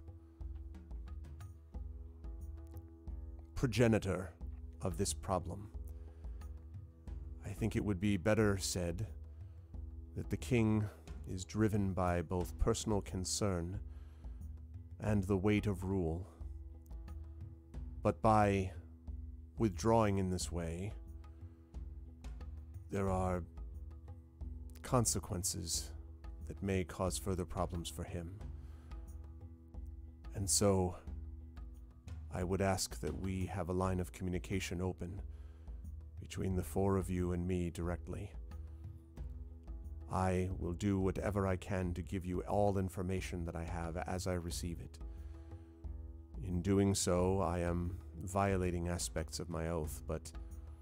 And he kind of looks around and he rubs the back of his neck. It's like, "My pledge was to Dale and to the king, not purely to my duties alone." And then he kind of, like, you see his sort of eyes, like, go distant for a moment as if he's thinking about another time, and then he just shakes his head and says, "So I will do this, provide any aid that I can, and we can be in direct contact with each other. Perhaps at least that way we can be caught not unawares, and we need dispense with pleasantries of audiences and messages that do nothing but delay our contact with each other. Perhaps this may be of some value to you." Is River looks at Tawny's very powerful stare and meets it squarely and says, "And the swifter we go to this task, the swifter hopefully will be our return. And perhaps more reason then to see the king having executed his commission." And he nods and he says, "That would be my hope as well." Are we all agreed about this? As River not wanting to speak for the for the others. If there was a campfire, I would have been making blueberry cakes by now and handing them out. Bola says, "Yes, I'm in agreement. I think we should take this commission on." Like Inga looks like you just pulled her out of a deep thought, like she wasn't really listening. She appeared to have been thinking about something very intently, and just goes, "Yeah, sure. I trust you on this." Connie? Is the river's hand still on him? Yes. Okay, so he just tosses it off with a decidedly more feral bear-like growl than you've ever heard out of him, and he just turns and stalks out. Great. Awesome. Oh, like I'm assuming like when we were summoned here, we were like given drinks and stuff, like something to drink or something, right? Well, no, actually. No, actually, no. It's not that kind of audience. This is not a hospitable. No, but actually, that's a good point, though. Inga. Like, the formalities are very much like. Again, there's only like maybe one other guard in the hall. You know, like this, it's just very dim and quiet and like you know. Again, I do not want to give the impression that you know, there's a coup and the king's no longer in control, but you get the impression that like the formalities that you would expect have not been maintained. Okay, yeah, then Inga's just like gotta run after Tony. Intending to speak with him as soon as like sure. Like on the four eyes. I'll take that on as soon as I know what Bolo and the River are doing. Yeah, River is going to look after Tawny and like her teeth clench slightly as she looks after him, and we'll turn back to Joffer and say, if you could give us all of the details of the journey that Domi was intending to take and where we should be directing our search, that would be very welcome. And he says, I will do what I can, although I must say that one of my concerns is that I know very little about the route he planned. The only thing that was stated was when he was going to arrive, the time that was available, and that he would have perhaps several dwarves with him, but he did not tell us what route he was taking. This was, perhaps I thought at the time, an attempt to be more secure, prevent information that might be used against him from falling into the wrong hands. Now, however, I wish that information had been forthcoming, for realistically, we do not even know yet where to look. And who, this was something that River had asked earlier, but, and who else was aware of his coming? Only that I know of, Bard, Haken, myself. As far as I know, whatever Bard told others without telling me, of course, would be the king's concern, but as formally, those are the only ones who knew exactly. And perhaps, as I say, he did Domi write to the dwarves, but I do not know what he wrote to them about. All right, well... Forgive me, Thane Joffer, didn't you say earlier that he had passed along his planned route and date of arrival? What do you mean? As he quickly goes back and looks. Maybe I did say that. Yeah. That was like part of what we were responding to. Oh, yes, I'm sorry. No, yes, he did. I beg your pardon. Totally my fault. Okay. Yes, he did describe his route. So he tells you that, but he doesn't, he doesn't give you like the general route, yes. Okay. I guess the point was he didn't give you specifics of like day 2, I will be here. Like he just said this is what his route was. Yeah. Sorry, I missed that. My fault. No, that's all good. I mean, because the thing is, knowing that route, we could potentially also look at it and see what an obvious ambush point is. That's true, and you could trace back the steps if you needed. Exactly. Yes, all true. Yeah, sorry about that. Yep. Great. All right. And she'll just say, and I mean, I'm imagining that this is just wrapping up basically to say whatever the means of direct communication is, would like to know that and stuff. Okay. Yeah, and so basically the explanation that he has is that he will send you, messages can be sent from him and can be sent back to him using his seal. And so he shows you that he's got basically this sigil that looks, it's basically a J, and then it's like very fancily calligraphically written in sort of with these flares on the outside, and he actually hands over to you a signet ring, which is a duplicate of that exact thing, so that any messages that you send, you make sure you use the special, that particular ring, that particular rune, use that wax to seal an envelope, and then that message is supposed to come directly to him without passing go or going to anybody else. Interesting. Is this, out of my own personal curiosity, is this a magic thing, or is this just like a... No, it's a... If you, like, you get the, you know enough to know about this river that if people open up stuff that is sealed with things like the king's mark or whatever, and it's not like open that message that you're told, but it's literally just, there are major penalties, including occasionally death if it was the king's stuff. So yeah. So I'd also know that this is not like a preventative to interception. No. just means that interception has consequences. That is correct. Okay, cool. This is good. I obviously wouldn't want to like send sensitive material if it wasn't like we don't have encryption. Right. Random thing that I want to say. The history of like encrypting letters is super interesting, in part because in say Renaissance England and stuff, the codes in question involved the idiosyncrasies of individual people's vocabularies. Yeah. So if you were going to try and forge a document from someone, you had to know how they spelled things because it wasn't standardized, and so you'd have to actually duplicate the errors in spelling and stuff. So that the idiosyncrasies and stuff that a given person had, in addition to layers of like reference, obliqueness, various other things. So like there are fascinating histories of letters from Bess of Hardwick to Queen Elizabeth about Mary Queen of Scots, for instance, who was her prisoner for a long time. It's just like super interesting stuff. Just wanted to throw that out there as like if anyone else is interested in encryption in a way that isn't literally ciphers, but is actually just like old spycraft. It's a super cool place of inquiry. Thinking of a certain book involving the letters sent back and forth between two spies, and whether that maybe came up at all in the history of encryption and the like. But yeah, that's you're quite right. And that was, frankly, I mean, my expertise is more Renaissance drama specifically, but honestly, there's a whole part of me that really loves the idea of, almost wishes I had studied Renaissance spycraft, because man, you look at stuff like what Christopher Marlowe was doing and all that. Ah, yes, this is how you lose the time. But other playwrights who are working for, for the crown and stuff. Anyway, it's cool stuff.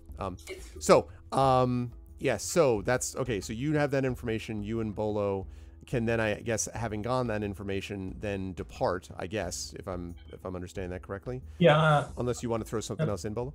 Yeah, Bolo's gonna just wait behind for just 1 second, and he'll say to Joffre, I hope you'll forgive Thane Tonybear's reaction. His blood runs hot, and it only shows how much he cares about King Bard, as I sense you do. So I appreciate your help in this coming venture, and I hope we can help King Bard as soon as possible. And he bows low. So Joffre kind of leans back and he says, I appreciate that. And I do not blame Thane Tonybear for his reaction.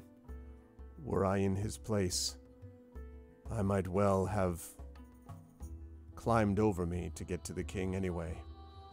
And he shakes his head. He said, this is not my order, but the king's. I hope he can understand that. But I appreciate your words. So one last time and heads out. Okay, following the river. Now, in the meantime, Inga and Tani, you are outside. Tani is just, I assume, just like walking fast, and so Inga's like double timing it to catch up. So, Tani, by the way, just quick question. In general, where are you heading other than just out of the castle? No destination. Okay, she's just like, God damn it. Okay. Yeah. Sounds good. So then, Inga, you catch up to him, or you race after him and can catch up to him. So as soon as Inga gets to him, she's like, so, are you just gonna storm into the king's chamber, or are we gonna try and sneak you in? It almost seems like he didn't hear that at all. He's you can hear his fist creaking around his staff as he's just clenching it as hard as he can. Yeah, I guess that Inga like kind of overtakes him and then like keeps walking backwards while looking at him. Hello. You obviously want and need to talk to the king, so almost jogging backwards, by the way, Terry. Yeah. Like together. I'm just nuking my coffee, and I also I think River is also going to want to follow after Tony in a second. Right. And Bolo the same, I imagine. He goes out and everyone's gone. Exactly. Bolo's like, we're going on an adventure. Okay. I love that scene so much. Yeah, I go after them. Okay. Tony? Eventually he gets like to the outer wall of the court. Okay. Or the courtyard, I should say. Where he would basically pass by the portcullis that probably separates the main keep from the rest of the town. And once he clears that, he finally stops, and he's holding his staff in both hands and looking around like he's looking for like a crate or something to smash. I mean, his anger is right at the boiling over point. At a point that he really hasn't felt it, this intense for a while. Yeah. And finally, he just closes his eyes and just probably imagining Jofer's neck is just twisting his staff, and just takes a long, deep breath and just slams his staff down on the ground and finally lets the breath out. Several people, by the way, in reaction, because that fuck, echoes across, and so people are like, one bird, caw, caw, caw, like flying off. I think River would take that moment to, from behind him, say, "Do you want to take a swing at me?" Not you. And he looks down at Inga. She's the one that's been Not me either, please. No. But you! Roll initiative! I know we had our grievances in the past, but I thought we were over that by now. How's your AME campaign going? Well, it fell apart this morning, but it was all... The irony of those grievances being about Tawny is, unwillingness to fight. Is pretty great, actually, yeah. No, but he looks down. Inga's the one who's been trying to talk to him since he walked out the door. So he finally looks down and towards her. I despise hypocrisy. And no matter how he may couch it, that's how I see it. He is willing to skirt his vaunted rules when it suits him.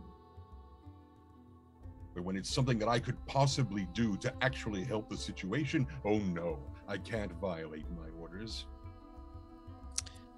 Is it actually... Hence, when are we gonna go see the king? Wait, is it Joffrey you're angry with, or is it Bard? I don't... Because... At this point, by the way, Bolo finally trots into view. I thought we were all... Hi, everyone! Yeah. But, because, so River says, our lives are very different from those of the people at court. We make decisions for ourselves and for the people we're trying to help, and then we go, we travel, we are free to come and go as we please. That isn't the case for people who have to spend their entire lives in these walls, in this town. I think it meant quite a lot that he contravened his orders as far as he did, and it seemed to me like he'd been pushed very, very far by this situation. Meanwhile, I know that you have a great deal of love and frustration towards the king and the king's approach to his own well-being and outlook, and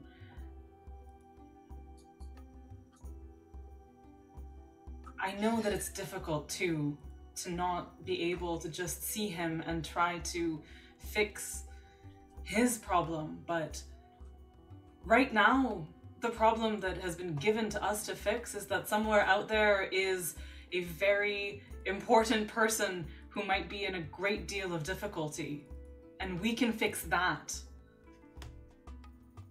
I don't think that marching up to the king and showing him how angry you are at his refusal for care is actually going to fix things. How well do you know him?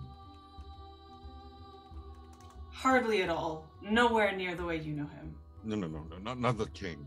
Oh. Him. Not at all, except from the impressions that I've gotten from this conversation. Same for me. Inga? Which is why I'm saying we should go see the king anyway, because this guy obviously can't be trusted. We already were at the point for a while now where we know that there is people in the court who do not have the king's or the kingdom's best interest at heart. It is perfectly reasonable for us to doubt this guy that none of us have met before, and who tells us, "Oh, the king says this and that." It's like, no. It's not that I trust this man because I feel like I know him at all. I do. Maybe I shouldn't trust my impressions of him as much as I do, but the impression that I got was of someone who wanted to. Someone who was extremely loyal to the king. Was my impression, which I am trusting. But, you know, obviously. Wait, have I been wrong before? I'm trying to remember. Like, have I actually trusted someone who we were wrong to trust before? I feel like our hit rate Clovis? Like, yeah, long ago, I was gonna say. Like, yeah. Like, no, we didn't. But that you didn't know at the time he was Clovis not long ago. Yeah, we didn't. That's true. But also, like. There's an entire party where I wasn't present, but everybody got poisoned by somebody they were supposed to trust. Yeah. I wasn't In there this, was that here or in Lake Town? That was in Lake Town. That was in Lake Town, okay. And I player was not present for that. But same kingdom, you know, same ruler. Right. So, but yeah, like Inge follows up. I mean, obviously, like I'm not part of this kingdom, and Dinah's not my king. But I know if King Bard, not King Dana, but like Dana's if King, what? no, but if like some random dwarf came up to me and would be like, "Oh, King Dine said this and that," and then I would follow those orders, like, you know whose head would be rolling.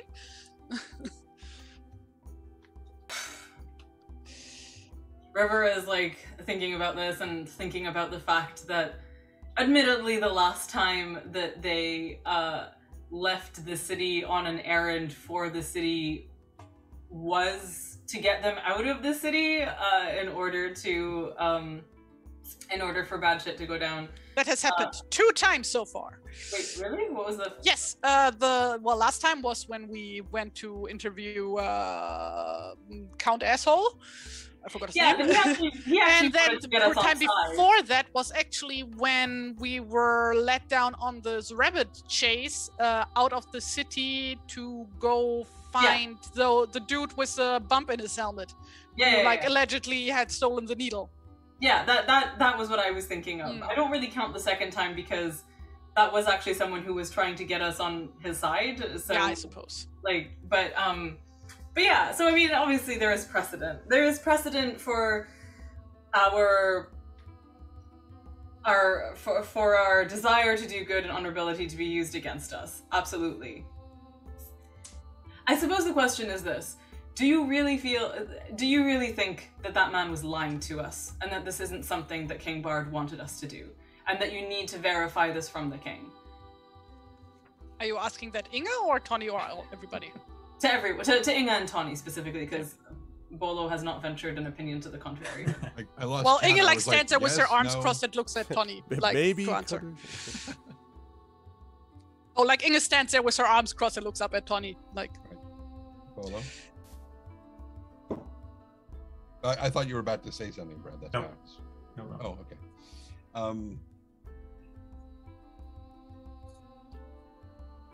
I believe he could be, simply because he's someone we don't know. There was surprisingly few people in that hall when we got there. I suppose we could talk to virtually anyone else that we do trust. I could talk to the captain of the guard. I don't know how much more he's going to know than anybody. Well, I've known him for a while. Certainly worth a shot. What we do know is that King Bard has put his trust in 2 people, it seems. Allegedly. Well, I mean, I think it's out of character. It's they are the fairly ones clear that knowledge in the city that there are Yeah. two people that he's basically handed over rule to. So, Yeah. or not, I shouldn't say that. That's too strong. Just that have been sort of the public face, and it's been Haken and then this guy. Yeah, we've been administering things. Haken was the chief of the guard, right? No, No. that's Cardis. No. The Cardis? Haken was Haken is the guy who I said that's the villain the second that we saw him. right. Who was like the evil administrator. Sorry. It's like the Jafar character, essentially. He is literally a vizier, right? Isn't he? Or something? Wait, was that the racist guy or was that the pompous guy? No, before that. Like, so in the beginning of the Affair of the Needle, Haken was the guy who first, like, you know, put us on the path of following what was going on there. And he was like overseeing a bunch of paperwork. He's quite gaunt and a bit scary looking. It's a very narrow face, I think. He's the guy I that told don't us remember about- that guy at all. Like, I remember the name, not the guy. He's the guy that told us about the festival that was coming up, where all the merchants were going to be coming in and showing off all their wares, which is what led Tawny to think, wait a minute, what if it's the thread Right. that led to that whole thing? Don't remember him. Yeah, okay. Do you want to throw up his? Do you have his image there? I will pull it up if I can. Yes, regurgitate it. Yeah, I mean, it's perfectly in character for Inga also not to remember. Just saying. yeah. This guy. Polo. Bolo says. This guy, yeah, this guy. This Nope. This guy guy. right there. That guy. Nope. This like, oh wait, can I go like this? This guy. You have to go the other way. Oh wait, oh no, this guy. Yeah, There yeah. we go. Oh, There this you is go. very confusing. It just flipped. There we go. All right. Good. I'll try to remember that. And And this guy? If we speak to Cardis, couldn't you give us some sense of whether or not we can trust Thane Joffre? Could that be a reasonable compromise to just take a measure of someone we don't really understand as yet? Would that be enough? Wait, sorry, can you repeat that? To determine whether or not we can leave on this mission, trusting that King Bard will be okay, could we get a sense of whether or not Thane Joffre is to be trusted from Cardis? Yeah, Or I someone trust else. Cardis. It doesn't have to be Cardis. It could be someone else that you know, that I don't. Tony, you must know other people here at the court, right? You. Yes, Cardis would be sufficient. Just to avoid an incident with the king himself, but to still judge whether or not it's safe to leave the city on this mission. If this Joffre is someone who is often handed the spare set of keys to the kingdom, then he would have had to interface with Cardis on several occasions. All right. Yes. Let's go to Cardis then. So as you all turn, you begin to literally, you're like, all right, and you turn. You suddenly see coming up very quickly up the road, marching as only Inga dwarves can. You see 12 members of the Stone Guard, who you may remember are the elite Yes. kind of warriors. And at their head, this dwarf, who is, of course, Dwalin.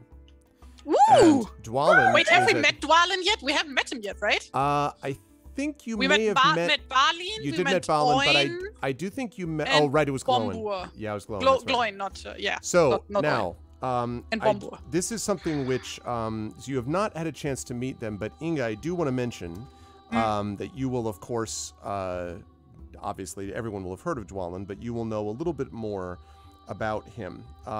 So Balin, of course, is kind of well known for being kind of warm, in his own way. Obviously, he's determined, but he's, and he's sort of thoughtful and everything.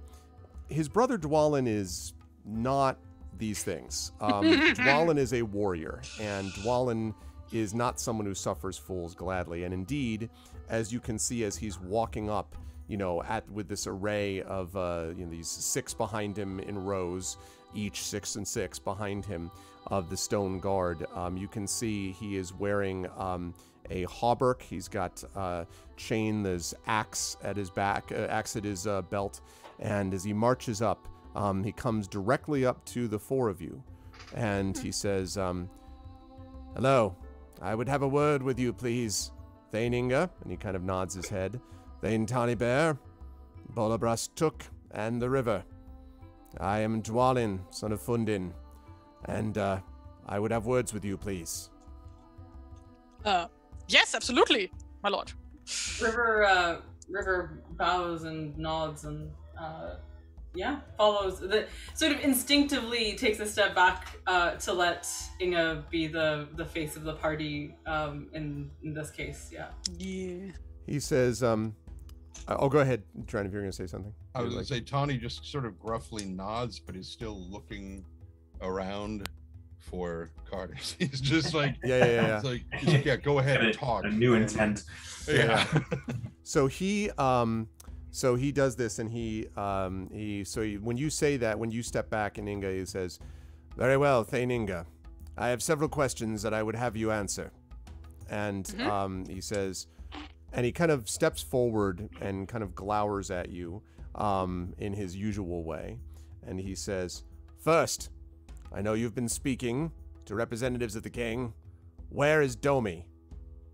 Now, so he says that just straight out, like, where is Domi? Now, we're going to do this slightly differently than a normal audience check, Inga, because the way that Dwalin is approaching this is not as a pleasant, like, let's talk. This is actually a contest of wills. And so what I'm going to be asking for here is a series of contests. Oh, I love it. Each of you is going to be making an intimidation check, and the higher result is going to win this contest in each case. So I'm going to explain the way it works. If you win this intimidation check in a given question, if you lose it, let's start with if you lose. If you lose the ability check, then you have to give as truthful and complete an answer as you can. Basically like, giving the information that you have available to you. It's if you lose the ability check. If you succeed, you then have a choice. So if you win that contest, you can choose to answer truthfully, you can refuse to say a word, or you can give just a partial answer if you wish. Now, regardless of the result, you could just lie. But if you lose the ability check, actually, regardless, lose or win, if you straight out lie, just say something which is just complete falsehood, you will gain a point of shadow. Because you are not speaking here to anyone random. You are speaking to Dwalin, one of the 13. And especially for you, Inga. Yes. So that's the deal with that. So he starts but out I can literally also just... choose to fail my role, right? In case I just don't want to contest, I just want to give him a truthful answer, right? Well, but but in that case, you might as well try to win because you could also answer truthfully if you win. Yeah. Like, there's no downside to winning. You could just win and then be truthful in your answer. So. Okay. So he and I should say, by the way, just for the visual, so you're standing in front of the palace in the court of the king, right? There's the one guard who, of course, the human guard near the door who's like, like watching. He doesn't really hear what you're talking about, but he just sees these dwarves here. And some of the people that are wandering in the road beyond kind of look, and a few are gathered and speaking and pointing at these 12 heavily armored dwarves surrounding, basically in a semicircle, around the 4 of you. And then in the middle, of course, Tani and Bolo in the river just a little bit back. And Inga and Dwalin are just sort of, like facing each other, right? Like just direct. Like the screen suddenly turns to widescreen, Yeah, exactly, exactly. And it just keeps flipping back and forth between everybody looking back and forth. Yep. It's like that sequence in the end of Game of Shadows where Sherlock Holmes and Moriarty are looking at each other, and they're just like, again, like... Oh, for the second time today, Bolo's like... Yeah. So, poor Bolo's whole time today has been... Like, River having taken a respectful step back in order to kind of defer to Inga's, like, cultural liaison-ness here, upon kind of understanding the nature of this confrontation, is actually going to, like... So not exactly take a step forward again, but is actually going to, like... cross her arms and like widen her stance and stand in a way that is clearly supportive of Inga in a way that is a bit more confrontational than it was going to be otherwise. Like, oh, is this how we're doing it? Oh, okay. All right. Also, I get the sense that Stone also sort of slightly. Right, I imagined that Stone might, yes. Okay. I don't suppose you know how tall Dwalin is, do you? Let's see. Dwalin, how long is his beard? Yes. So Dwalin, quote, and I quote, surprisingly tall for one of his race. Dwalin stands a head above most dwarves and is half again as wide as many men. His beard, by the way, is a dark bluish white, and he has the braided end of it thrust through his belt so as not to get in his way in battle. Well, Inga is also on the taller side for dwarves, actually. Like, it says in the book, Surprisingly tall like up for to... one of her race. Inga, yes. I know. No. Like, because it says, like, dwarves get to 4 to 5 feet tall, and Inga is 5'1", actually. I did roll for that way in the beginning. Because, anyway. He is slightly taller than you, Inga, but not by much. Okay, good.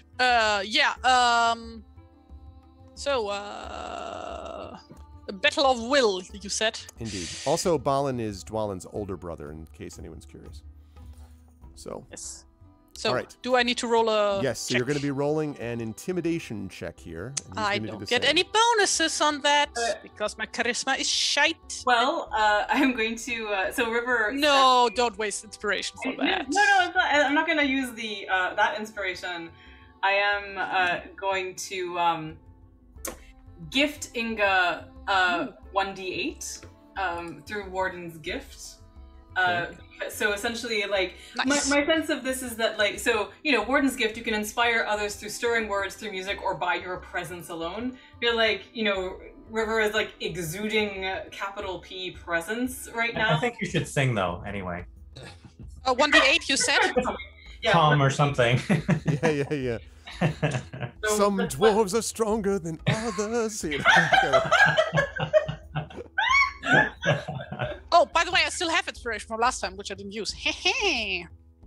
Just some. So keep the 1d8, nice. Keep your inspiration. Are you talking about Bardic? Because Bardic no, inspiration... regular.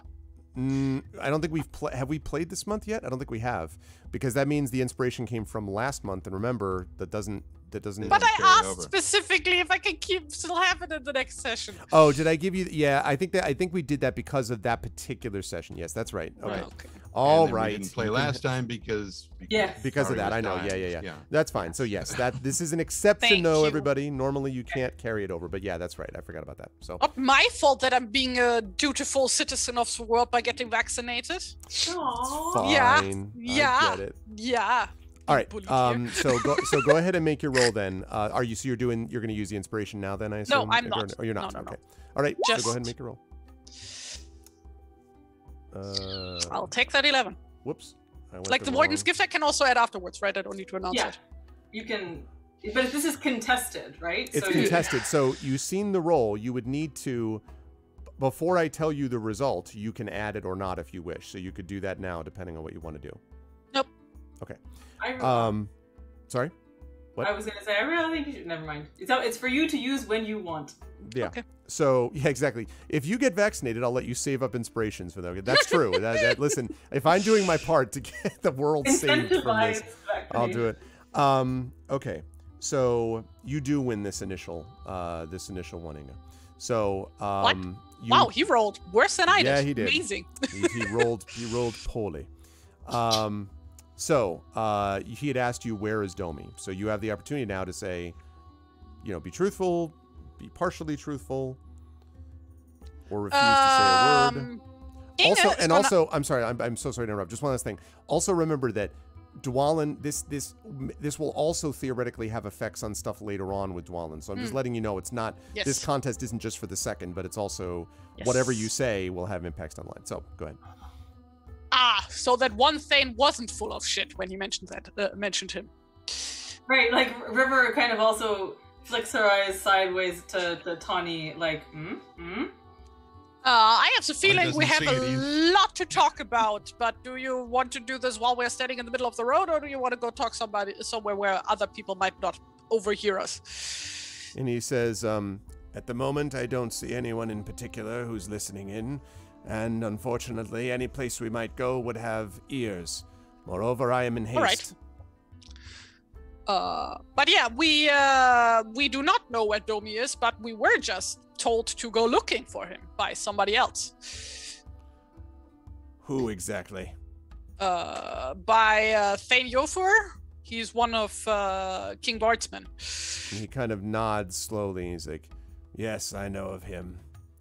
Very well, then. Now, question number 2. What did Jofer task you with accomplishing?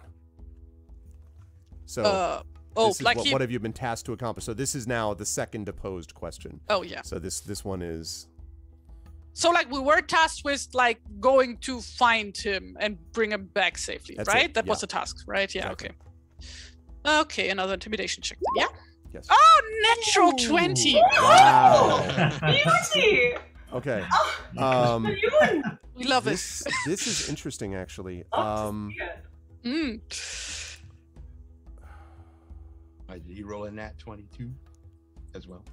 He has a score. Nat 22? He ended up not a nat, but On he a ended D22? He ended up with a score of 20. So this is a tie. But that's so I not have to think- natural, though. Yeah, but that doesn't. Yeah. I have to think about. Whose intimidation score is higher? Not mine. I get Yeah, a plus his 0. is higher. I got to Yeah. give this. I got to give this to him. That brilliant. He just rolled really well, and he rolled really poorly Yeah, the first I also time, did. so it also works. I know. You could, of but not course, this time. use your warden's gift die. No, that's fine. Okay, so I'm that not means gonna that, lie to him. So I was gonna say, you do have to tell him now the truth, basically, of Like- what you know of it. Yeah. So what's the question? He said, Again. "What have you been tasked to accomplish?" Oh, we were told to go find where he's been and bring him back safely. And so he hears that, and he says, "So it's true that he's not here. That is troubling." Apparently. He says, "That is troubling. I had expected to find him here in Dale. The fact that he's missing is..."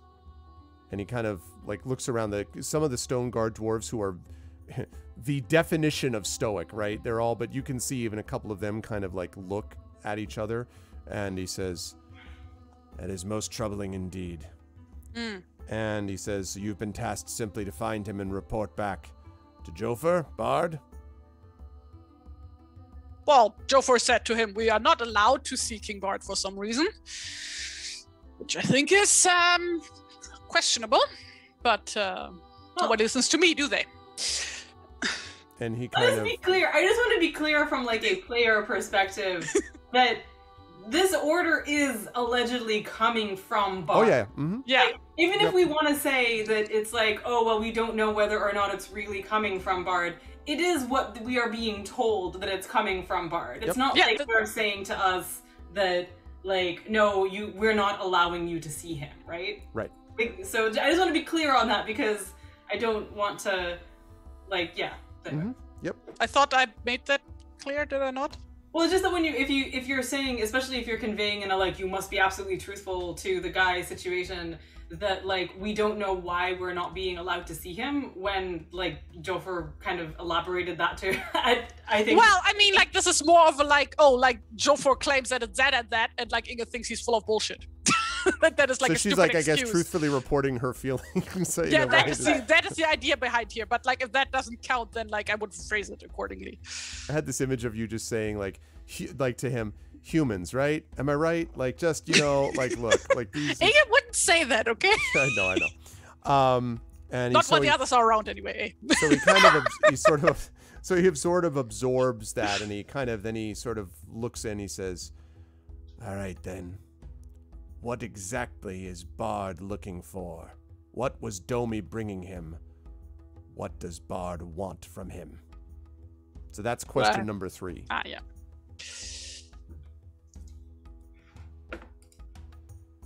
Did that go through? That did not go through. Not yet. There There. it is. 16. That is a good roll, but it is not as good as the 20 that he rolled. I mentioned he has a very good intimidation score. So Well, it's Dralin, so yeah, exactly. Fearsome. So yeah, so he asked you, like, you know, what is Bard looking for, and like, what is he, you know, what did he say that he wants, basically, to get from him? Like, what does Domi have for him? Yofu didn't actually say, right? He was like, no, you first need to tell me that you're working for me, and like blah blah blah, right? Right, exactly. And he said that it was something that it was you do know that he said that it was of interest to the dwarves, and that Domi is a scholar who does research on genealogy and such, and that whatever it was of interest, therefore, to the dwarves. That was what Jofer said. Well, I honestly am not sure. Like, Thane Yofor said that it's about something regarding, like, helping... Oh, wait, not helping. Like, that would be of interest to the dwarves? Whatever that means. He did not clarify. Did he not? I suppose I shouldn't be entirely surprised, given the way things are. And he sort of lowers How are things, says River. And his eyes sort of flicker to you for a moment, and then he says, they are, as most know, not positive at the moment, because there is a difference of opinion about who owns what and why. I would say only this. First, I am grateful for your honesty. It was what was expected, and you provided what was expected. So, thanks. And then the second thing he says is, but also, I wanted to be clear to all of you that while I am grateful for your truthfulness in this matter, and while you must do as your consciences see fit, it must be clear that whatever you find in the course of the discovery of this Domi, I would appreciate it if that information were conveyed to me. We do indeed have our own interest in this, and without going into great detail, I will simply say that dwarven treasure belongs to the dwarves, and not to anyone else. I would expect those who are friends of dwarves, and his eyes move to you, Tawny, someone who is known for their companionship with our people, would understand it. And those who are themselves dwarves would be traitors not to understand it. And here he, like, stares right back at you, Inga. He says, so whatever you find in your workings, please remember that treasure of the dwarves belongs to them, no matter what Bard's instructions might say to the contrary. And he just sort of stares at you. Go ahead. No, I would just like to know, because like after the Battle of Five Armies and everything, and after Thorin died, right? Mm-hmm. There was like probably like something like worked out about like reparations and like giving out money to Lake Town and Dale and blah blah blah. Right. Right? Yes, there was something. So what was that? There was a process of being able to work back and forth with who got what, and the sort of initial distribution went fairly well, actually, because in the wake of the Battle of the Five Armies and the fact that everybody fought off the goblins and the wargs and all that, and the defeat of Smaug, there was a general friendship between elves and men and dwarves. The problem has been that since the 5-year mark or so of the Battle of the Five Armies a couple of years ago, as things have happened with Bard's Queen, as things have happened with the dwarves and men and this sort of rift between the two of them because of the whole thing with like the smithing and the dwarves giving stuff to the men and the knifing business and all that has meant that relationship has become frayed. And so as other treasures have begun to become discovered, there has been increasing a number of quarrels, as Inga, you know, sadly happens too often with Dwarven Gold. Quarrels over who actually it belongs to and under what circumstances. And especially, you know, Inga, this often deals with stuff relating to Dale because, of course, a lot of Dale's treasure ended up right in the treasure hoard of Smaug in the Lonely Mountain. And so memories, especially dwarven memories, fade very slowly. And so even though the original distribution went well, the distribution of things later on has been more fraught, more problematic. Are we under the impression that Inge's efforts in Brokenstone have somewhat helped with the situation? For Dale, maybe. For the dwarves, okay. Like, what's the word on the street, basically? Well, here's the thing. The word on the street for you is extremely positive, and for the dwarves working for you is positive. But part of the issue that all of you have been noticing is that, and Bolo knows this very well, Brokenstone is not listened to generally by the higher lords of Dale, right? I see. You're working on that, but generally, like, the people kind of like dwarves more than they used to, but it'll take a while before that filters up to the higher-ups. Moreover, the dwarves, if anything, Inga, the dwarves have not been pleased with your work for Dale because of reasons we previously discussed. And so Dwalin, you know, says this business about the dwarven treasure, and then he says, "I will not keep you any longer. May the road before you rise fairly. May you treat others as fairly." And then he turns and just marches off. And the dwarves just turn and also march off with him. Is Dwalin a captain? Or is he, like, does he have a title that is obvious? Yeah, he would be, I think he would be known as, I mean, he doesn't take titles himself on, he'd just be known as Dwalin the Warrior, but basically others would refer to him as Captain Dwalin. Yeah, I mean, he commands a contingent of the Stone Guard, and this probably is a part of that contingent. So, that's behind him. Can River, before he turns to go... You don't get a before. You can yell after him as he goes, but he literally... There is no diplomatic nicety. He just turns and, like, walks away. She'll call out, "Captain Dwalin." And he sort of stops for a second and just looks over his shoulder. Yes?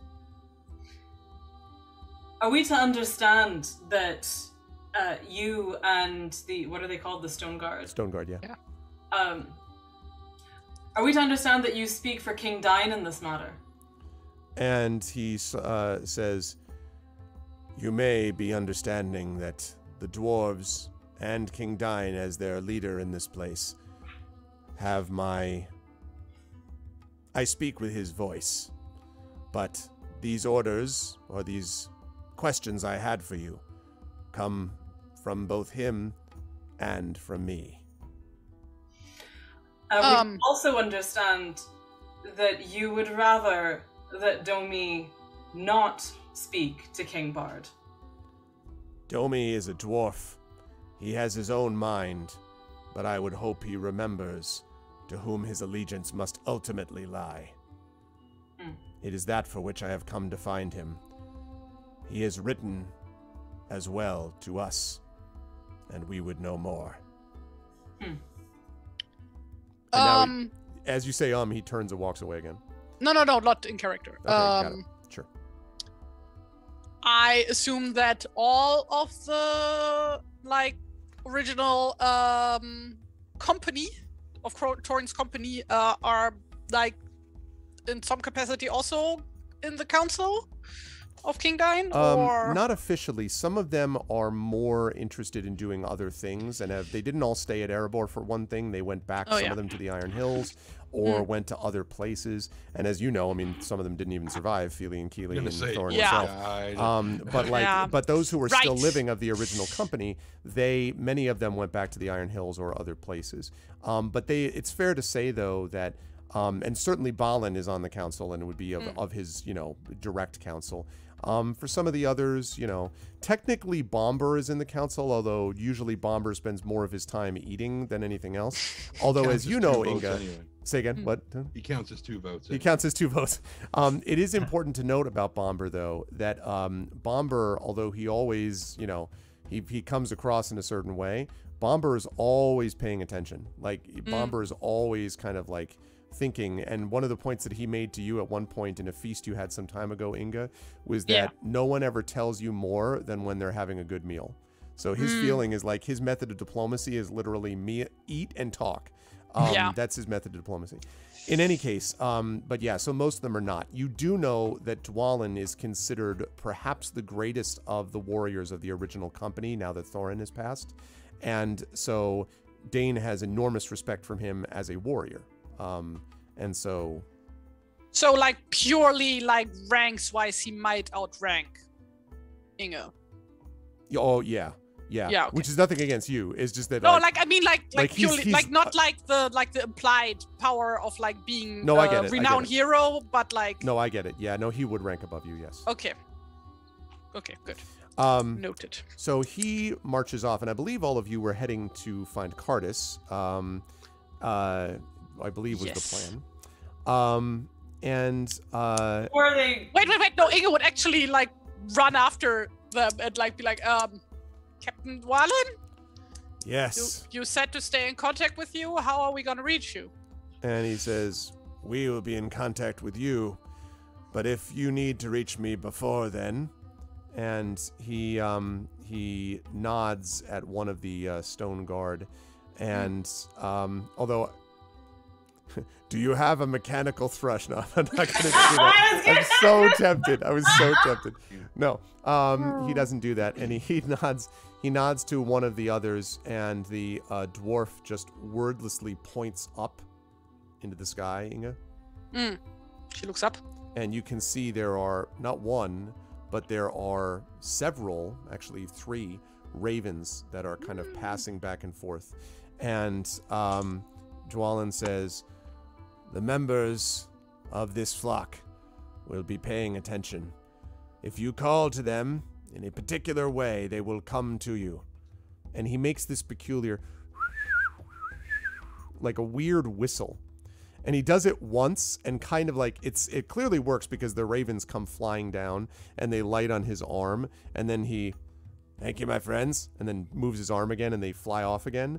But it very much feels like, you know, he's not into doing this, right? He just does it because that's what he has to do. And so he says, that is the whistle you must use to call them. Of course, underground, they may not hear you. They will not be able to come to you in places of underside in buildings, but as long as you are out above the sky, somewhere be here all the way up to, well, perhaps, and he looks at you, kind of, for the first time he turns all the way around and looks at you, the Blue Mountains, perhaps. The ravens will be watching over you. They cannot aid you in combat, but they will be able to get a message to me if needed. And then he says... Thank you very much. And he nods to all of you. Heroes of Dale. And he turns and just marches off, the dwarves clanking behind them. And as you all sort of stop, you hear a... And you look up behind you just to see the human guard, who notes that you're looking at him after he's clearly just exhaled. He's like, you know, like, then stands, you know, stoically as well. But clearly he was like watching this unfold. River looks up at him and calls out, "Friend, can you tell us where your Captain Cardis is?" And he says, "Oh, yes. You can find him. He should be down at the barracks. He actually was just by this morning. He seemed to be in a powerful bad temper, actually." Thank you. Do you think that and he sort of looks uncomfortable and then says, "Thane, Inga, are there more dwarf warriors coming? Do you know? More of the company, or any that we need to be concerned about?" Why, took a liking to us? He says, just make sure I greet them properly." You'll do fine. Don't worry about it. Yes. If the sun shine upon you, it's overcast. Yeah, if you the too. sunshine things. Okay. River, but like as Tawny is clearly like stalking off to the barracks and stuff, and she starts to kind of follow, but she does say to Inga as she's going, "I don't like how he spoke to you." Alan? Yes. Or the guard? No. Guards just no, Dwalin. I don't expect... What you mean? He was rude and demanding and was trying to intimidate you. Yeah? Like it. And? It's a role to do things. Normal? Is this just am I missing a cultural cue here? That seems wrong. He's Dwalin. He can do what he wants. Really? Really? Well, you tell him he can't. River looks like she's gonna take that for a second, like, maybe I shall, actually. Is that an option? And the campaign becomes a big war between the woodsmen of Roskabel and like Yeah. Here's us trying to like avoid any wars between the dwarves and men, and on then, a dark like... throne, someone is like, you know, one of these things. Meanwhile, Arv is rushing to herd the cats together, and No. What Harv at that point is just like ripping up. Like he's like, all right, new story. Yeah. No, River just says, like, she just says, he spoke to you as if you were. He spoke to you as if you were someone to be suspicious of, instead of someone who is on the King's Council and has come to the defense of Erebor in the past, and I just... You deserve better than to be spoken to like that. Aw, that's sweet of you. But, and she like points at like the, or like the rest of the company, and I mean, considering everything that happened, I don't find it really surprising that he would be suspicious of me, considering the company I keep.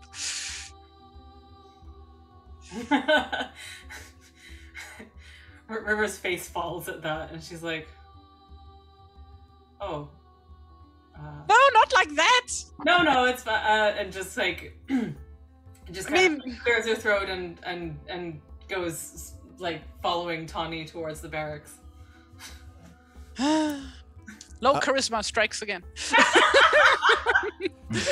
I do want to make sure that we conduct this just before we wrap today. I do want to make sure that we have this little conversation with Cardis. So when you arrive at the barracks, Cardis, actually you find standing outside, and he is actually looking at what looks like kind of a training dummy, I guess you might describe it as, with a bunch of nicks in the wood around it, and with the sort of cloth filled with some kind of soft substance for the head and everything, and he's kind of looking at it, and occasionally he just swings almost idly and sort of slams his sword into the side of it, and his back is turned to you. He's out just in the area right in front of the barracks, basically, when you arrive. So he doesn't see you at first. River, Hey, Cardis. As they're approaching, River says, "I think you killed it." And he turns. If I had killed it, it wouldn't still be standing in front of me, but I am grateful for your words, River. And he says, Thane Inga, Thane Tani, Bolo, it's a pleasure to see all of you. What exactly brings you here on this day of sun? And again, looks up and it's overcast and definitely not a day of sun. You got a minute for us? Yes. Or do you have to kill more logs? No, this is more killing my own frustrations. What can I do for you? River elbows Tawny into like talking. Who is in the process of taking a deep breath. But any of those spare dummies to kill? I think he also needs to kill some of those. And so it appears. Yeah, he was, as soon as the whole, I think you killed it, there was a moment where Tawny looked like he was about to pull back and be like, no, this is how you kill. You know, he was, but he didn't. He just, you know. Yeah, Inga just like hands it, like holds his axe up to him for him to grab it. Take it. Not really my style. Cardis, how well do you know this Joffer? Thane Joffer, you mean the king's advisor? Well, he's one of two that King Bard has entrusted much of the kingdom to. Joffer is, well, there's always thinking going on. He's always trying to consider the next possibility that's available to him. You said you were working out some of your frustrations. Yes. So am I. Speak plainly. I think Joffer's a good man. He's a good man dealing with a bad situation. And my frustration, in part, is because I feel exactly the same way in this damned job. And he turns around and thwacks the side of the dummy again. And then just one last time, so hard, in fact, that the blade is like, quivering as it's there. And then he turns back to you and he says, but yes, I think Joffer is trustworthy. Part of my frustration is that people don't listen to him more than they do, or at least King Bard, may his line continue forever and ever, has not listened. Tangent? Tangent? Does Bard have any heirs? Bard at this point does not yet have an heir. Okay. Oh, spoilers. Not yet. Not yet. So. Okay. River leans forward to say, in what way is he not listening to Thane Joffer? I think that Joffer is concerned that the king has become so withdrawn that his presence needs to be made available more than it has been to this point. And I think Joffer is concerned that when power is removed, other power flows in to occupy its place. And he is concerned about who they might be. But Joffer has only said so much because his loyalty to the king, as far as I can tell, is absolute. And certainly the king is in possession of all of his faculties. There is no question that the king knows what he is doing. It is my frustration. And then he kind of lowers his voice because there's a couple of younger guards passing by, and he just sort of lowers his voice. My frustration is that the king is under so much pressure that I am concerned that he may withdraw, and in the withdrawing may allow others to come in. That business that happened to us, for example, a year ago that you dealt with, that situation with the dwarves has not improved. Just this morning, I saw Dwalin himself and a contingent of the Stone Guard march through the gates. I suspect they were headed on their way to King Bard. Of course, if I stop Dwalin and the Stone Guard, you can imagine the incident that's going to cause. I signed up to be a guardsman, not a goddamned courtier. And he wouldn't say that, a Valar-damned courtier, and then he turns around and sort of picks his sword and viciously pulls it out so hard that the dummy like almost falls over, and then kind of rocks back in its place, and he sheathes his sword. Long-winded answer. I'm sorry, Tani. Yes, I trust him. River says, we met Dwalin and his company. His eyes widen. You did? What did he say?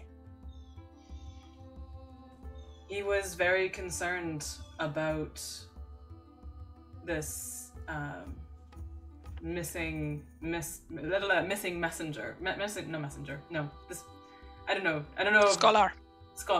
This missing scholar who was meant to be here and hasn't arrived. Ah, you're talking about Domi. I've heard about that. And he says, I wouldn't tell anyone else this, but you four are different. I've heard that what Domi was researching concerns the royal line of the Lords of Dale. So you can see why Bard would be interested. Now, why Dwalin cares about this, I cannot say.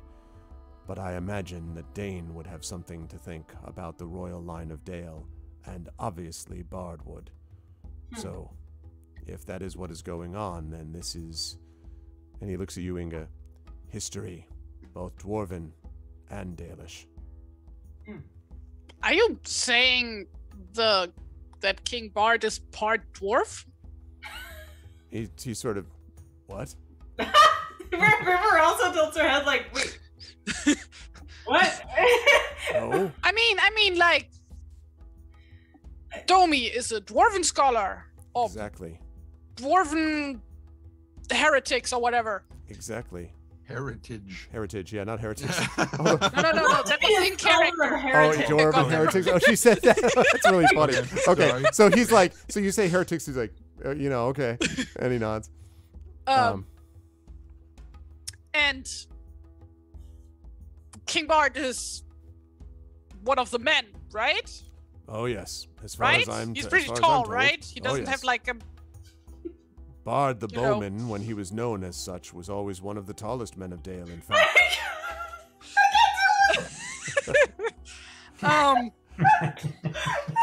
So what kind of information would a scholar who lives past Erebor, past the Misty Mountains, have on the kingly line of a House of Men It is an excellent... that a scholar of those men wouldn't have? That is an excellent question, and I don't know. There's something strange, I think, about the entire affair. Although, and he again sort of lowers his voice, well, there are rumors, you see. There was, in the past, the treasure of Jirian, and the line of Jirian and the things that they brought with them from various places when they founded Dale. Many of those things ended up in Smaug's hoard. But there was work at that time done, when times were simpler and relationships better between dwarves and men.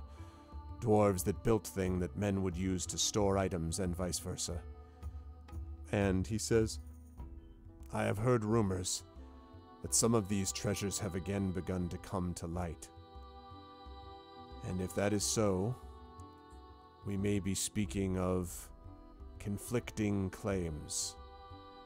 Treasures, you see, belong to one or the other.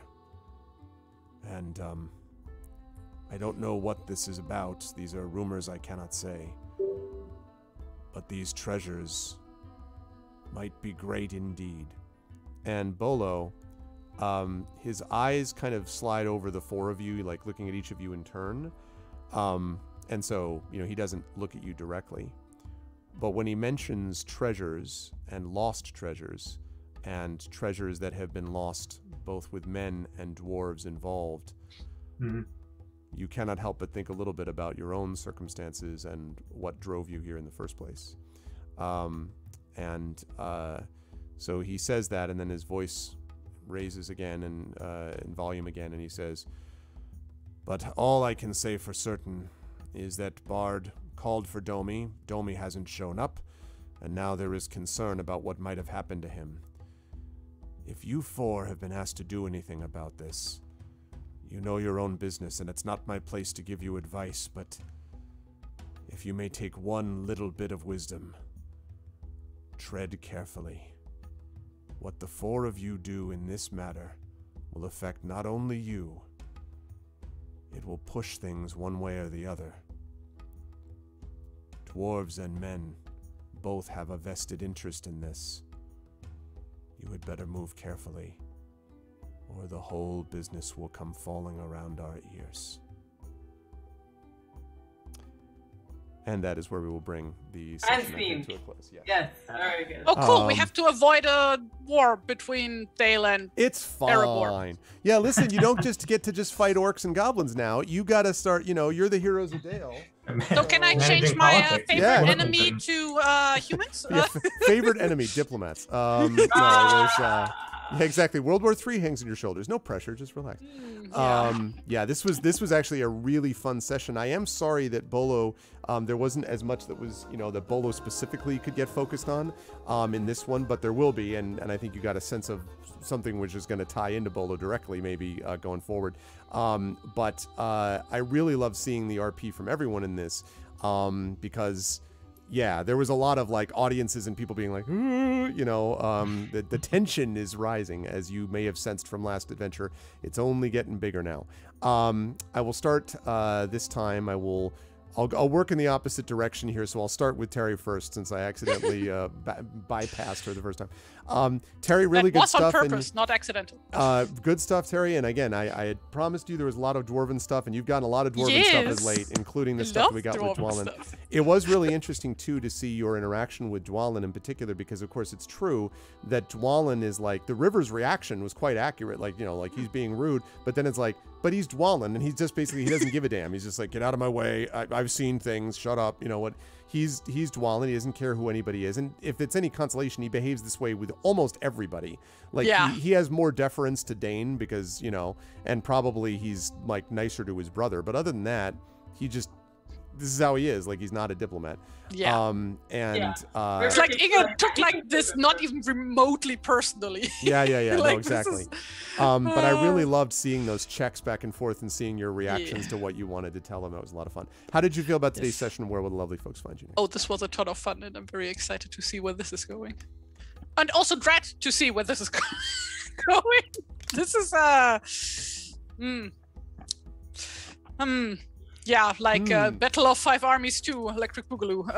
Exactly, Dragonspear, Dwalin, move out of the way. I know Gandalf. Yeah. Well, I mean, they've you know of Gandalf. They know Radagast too. You guys are best buds with Radagast. Yeah. So. But well, yeah. So to speak. And friends with not 2 but 3 kings. That's right. Like, yep. Yeah. Yep.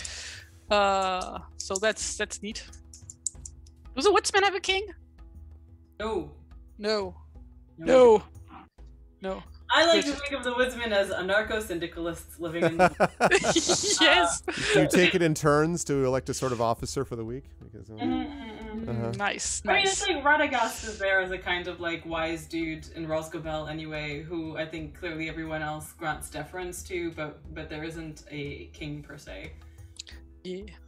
I'm like looking forward really to potential trekking through, like figuring out, where could Domi be and where are we going to look for him first and Yep. So yeah, that's me. I'm TariToons. You can find me on Twitter and on Instagram at TariToons, where I post me art things. Oh yeah, I do art things, hence the name Toons, like because this. cartoons. Yeah. Yes, I like did what you design see on the those. screen. And things. Yeah, that's me. Good stuff, Terry. Always a pleasure, and good work with Inga today.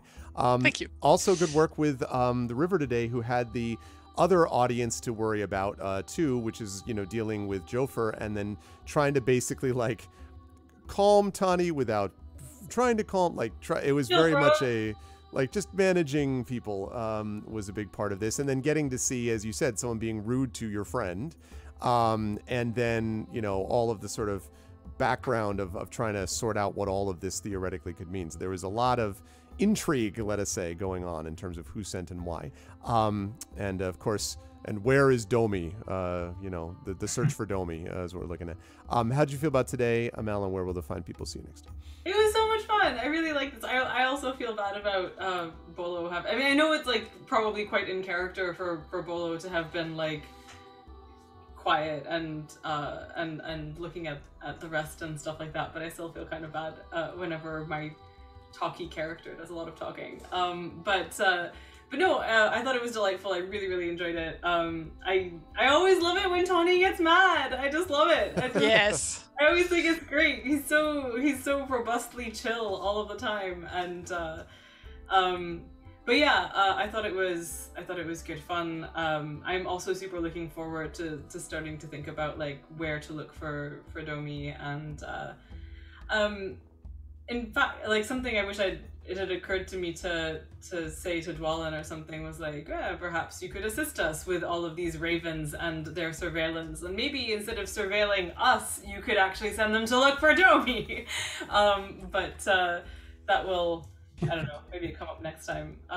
But yeah, no, I really enjoyed it. I really enjoyed River getting to be like thoughtful and persuasive and stuff. When I think back to her like earlier iterations as a character, and I think she was a lot more impulsive and sort of leaping forward and stuff. And so I like her stepping into a conciliating sort of role like this. I think it was good, fun also.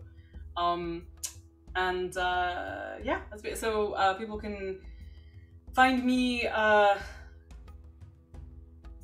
not so much on the internet because I'm taking a long break from Twitter, but I am on Twitter other times, and you can regretfully. I know. And you can sign up to my newsletter at my website, amanmohtab.com.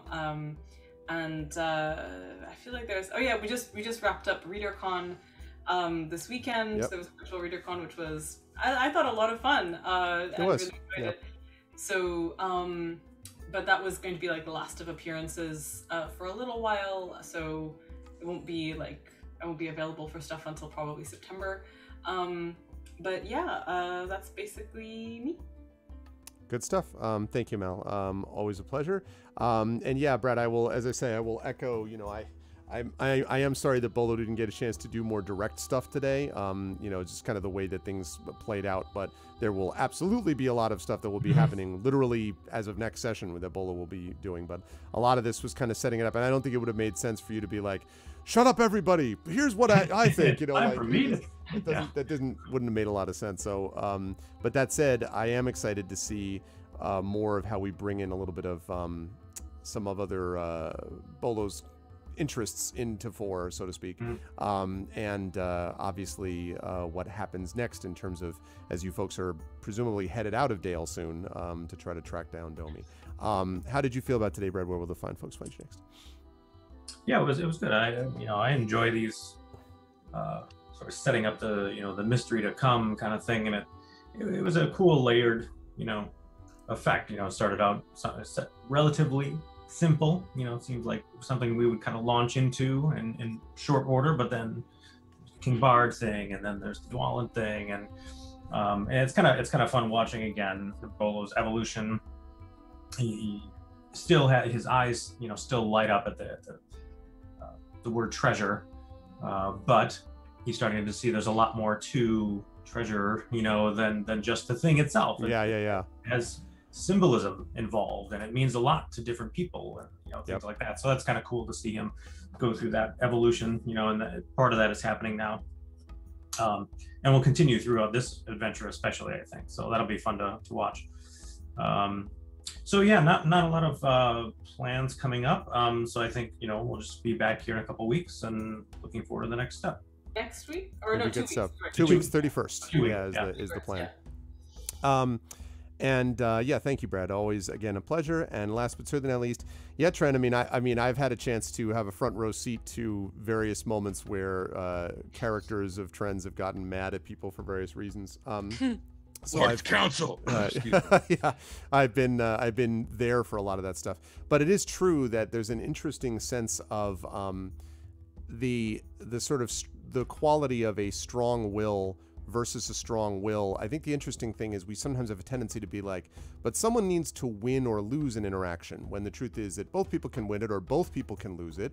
Or in certain cases, like Jofer from his point of view isn't wrong, and Tani isn't wrong to view from his point of view him as a hypocrite, and exactly what he said, like, all these things, and is very much more like, listen, there's a patient, he needs to be healed, like, get out of my way, whatever, and is like, this is your fault if you're not letting me do it. And so I thought that was really interesting, because the idea wasn't to therefore come out of it being like Jofer is an asshole. It's more that Jofer's doing what he thinks is right, and Tani's like, you should, fine, but you shouldn't be doing that, and this is what I think is right. And everyone is just sort of working around what that means. And I thought your reaction was well played out, and it's going to be interesting then to see how that's going to color Tani's impressions of this adventure going forward, this particular section of the adventure. How did you feel about today, Trent? Where will the lovely folks find you next?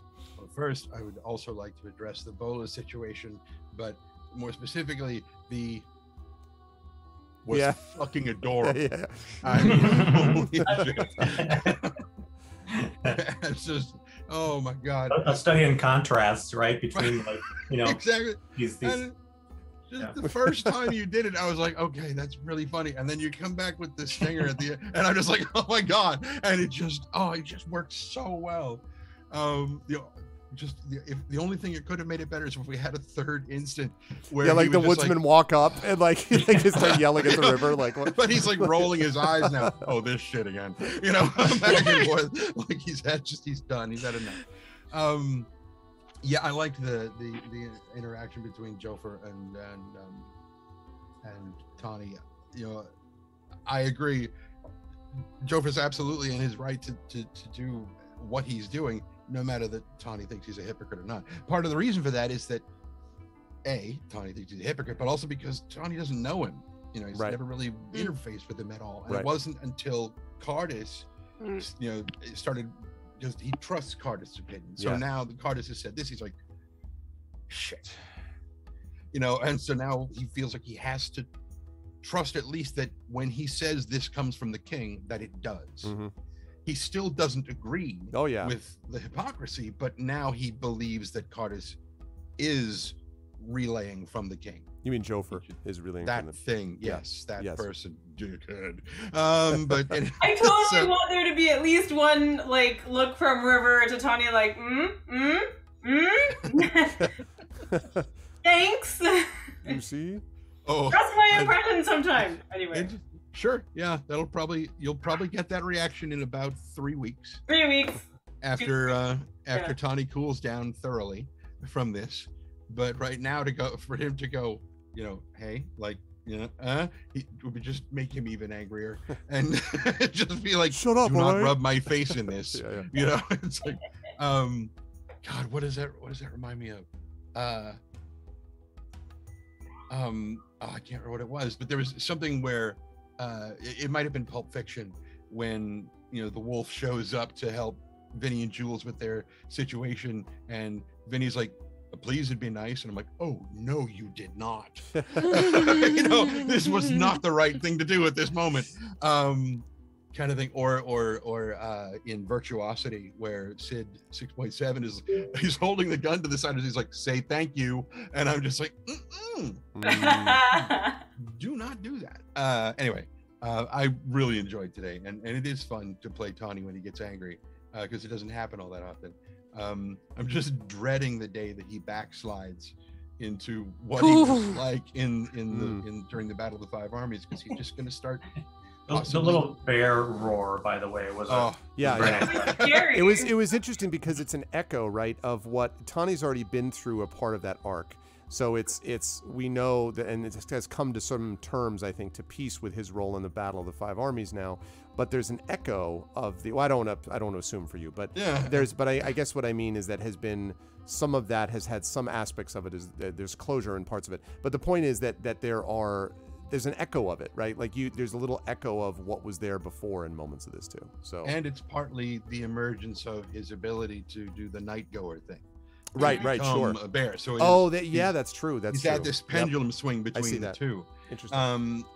And so, there's. I forgot where I was going. Okay, never mind that. But really a lot of fun. But yes, if he does backslide ever into what he was like then, there is a very good chance that whoever he winds up fighting, he may eat part of them. Just because that's part of the reason he was driven from the Battle of Five Armies, that he wasn't just attacking anybody he ran into, he was just, you know, chewing on people and just absolute berserk, just crazed, just yum yum yum, a healthy snack. You are what you eat, and just, you know, yes. So you are an orc now. Does like it mean do I get my favorite enemy bonus on him if I but only 5% or 20%. It's only one of the five armies. Well, if it's 20%, then I get +1, right? I don't know. Does being part eagle counter that? No, that's just chicken. Never mind. Wow. But yeah, where will people see me next? Back here. Well, Inge has fought chicken before, like way in the beginning of the campaign, if we remember. That's true. Way in the beginning. That's true. Yeah. But yeah, back here for more Eberron, I believe, will be first. Yes, Saturday the 28th. And then not immediately, but then shortly thereafter, back here on the 31st for more of this. That's right, for Adventures in Middle-earth on the 31st in 2 weeks. Good stuff, and I should mention that you finished part 1 of this component of the adventure, which is at the Court of the Grieving King. And the next part of the adventure is known as To the Grey Mountains Narrows. And I like that because I just like the image of, we do actually, joking aside, Trent, about the maps, we do have a slightly, at least a zoomed in portion of the map that I'm going to be adding into this as you head out of Dale to trace down Domi's steps. So this is good stuff. I'm looking forward to that. Chat, can we get some love for the amazing players? Thank you so much, everyone, for being awesome today. As always, thank you so much to Trendane Sparks, to Brad Bollier, to Terry Tunes, and to Amal Almatar. Thank you so much, everybody. Much love, and I will see you folks very soon. Thanks, Arv. Bye-bye. Bye for now. Alrighty.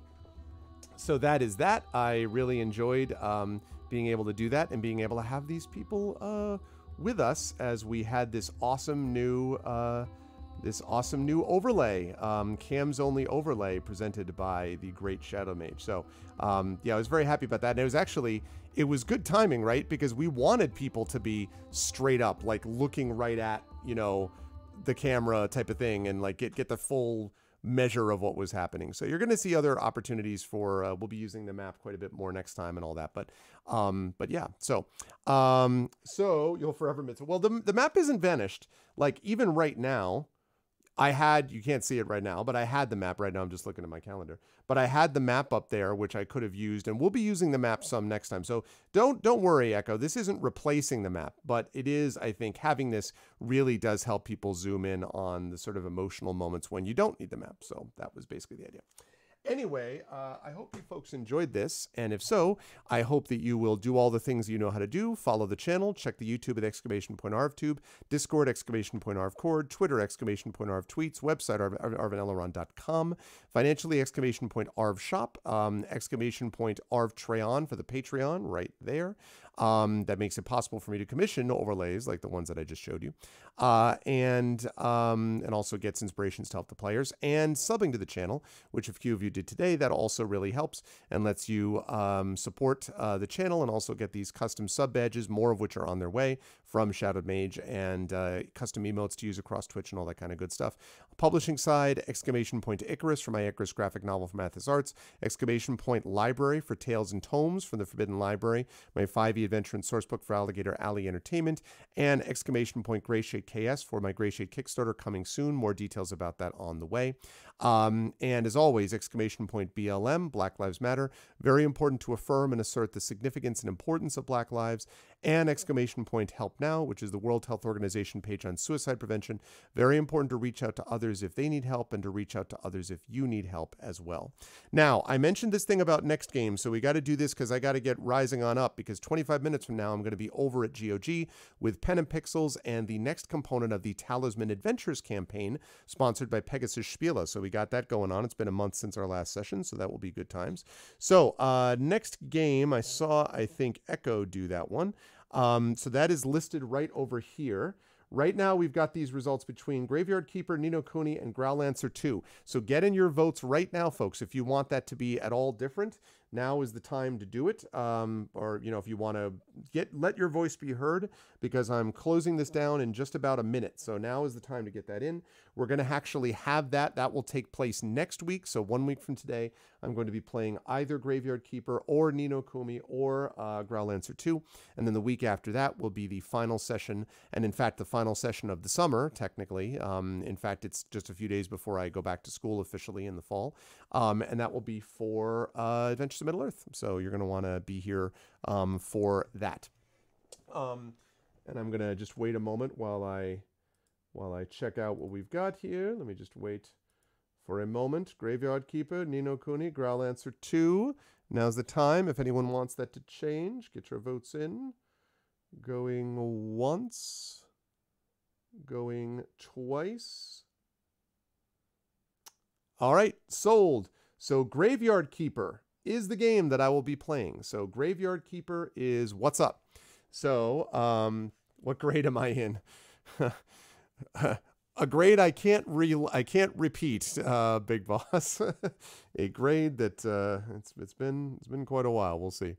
But what's up, Classicor? But yes, that's happening next. That will be happening, as I say, next week. So next week, Graveyard Keeper, which I think Classicor actually nominated. So Graveyard Keeper is next week, and then Adventures in Middle Earth the week after that. Now again, I've got at the top of the hour, I have D&D with not D&D with GOG. I have the GOG crew doing Talisman Adventures. Then tomorrow night, remember, at 9 p.m. Eastern, we have the return of Community D&D with the Shadow Crew. Echo Alpha, Triffity Mats, Rock God, and Hoodie with Shadowed Mage as your DM. Then Thursday will be off. On Friday, we have got a special joint Speculate Twitch event, a Rebel Crown session. And then Saturday the 21st, we have D&D with viewers, and we will be doing some Legacy of Dragonholt as we move into the end stages of that game. So that's going to be a good time. And then on Sunday the 22nd, we have a poetry reading, which is featuring Brandon O'Brien reading from his new poetry collection called Can You Sign My Tentacle? Valerie Valdez will also be reading as a part of that, and we'll have some other people as well. In the next day or so, we'll have the final lineup for that on that Sunday the 22nd, hosted right here. So it's going to be a good time. So I'm looking forward to that. And then, as I say, next week we are back to Patreon Fueled Chat Chosen Game of the Month, Ghosts of Saltmarsh next week on Pen and Pixels, and then the Our Vocalist should be happening next Tuesday evening with more Apollo Justice Ace Attorney. So that's what we've going on for right now, but right now I got to rise up on out of here. I want to thank everyone who made this an awesome stream today. Thank you to my wonderful mods, to Arudinel, Dragonspear, Terry Tunes, Triffity Mats, best in the business, as you folks know. Thank you so much to my wonderful subscribers, Dragonspear, Terry Tunes, Triffity Mats, Arudinel, Echo Alpha X5, Effect Life, Classic Orc, Crit Twitch, Garlic Tofu. Good to see all of you here. Thank you for that support and for supporting the Patreon as well within that group. That is true. It will not cost you anything at all. That's true, Echo. Good to see you again, Dragtress. Thank you for all my viewers. Thank you to Amal Omatar. Thank you to Big Boss, to Darken Wolf, to Icewind, Gorgar, Jagtress. Thank you to Joni Wan. Thank you to Justin Chat. Mrs. Dunsel. Thank you, Miss Lenity. Miss Dunsel is actually a sub, so I don't know why it's not listed there. Ms. Lenity, Odom Jin, thank you to Shimo Shart, thank you to Stan Kubrick, the Sparkly Wallflower, Trendane, U Christensen, V&K, and thank you to Oko Kodo. Thanks to all the viewers. Much appreciate that. And as always, thank you so much to, in particular, my players today. Thank you to Brad Bollier. Thank you to Trendane Sparks. Thank you to Terry Tunes. And thank you to Amal Elmatar for being awesome players. It's a honor to be able to DM for all of these, to LM, I guess, in this case, Lore Master for all these lovely people. I'm going to rise up on out of here. I'll see you folks top of the hour over on GOGs for some more Talisman Adventures. Until then, everybody, be good to each other. Bye for now.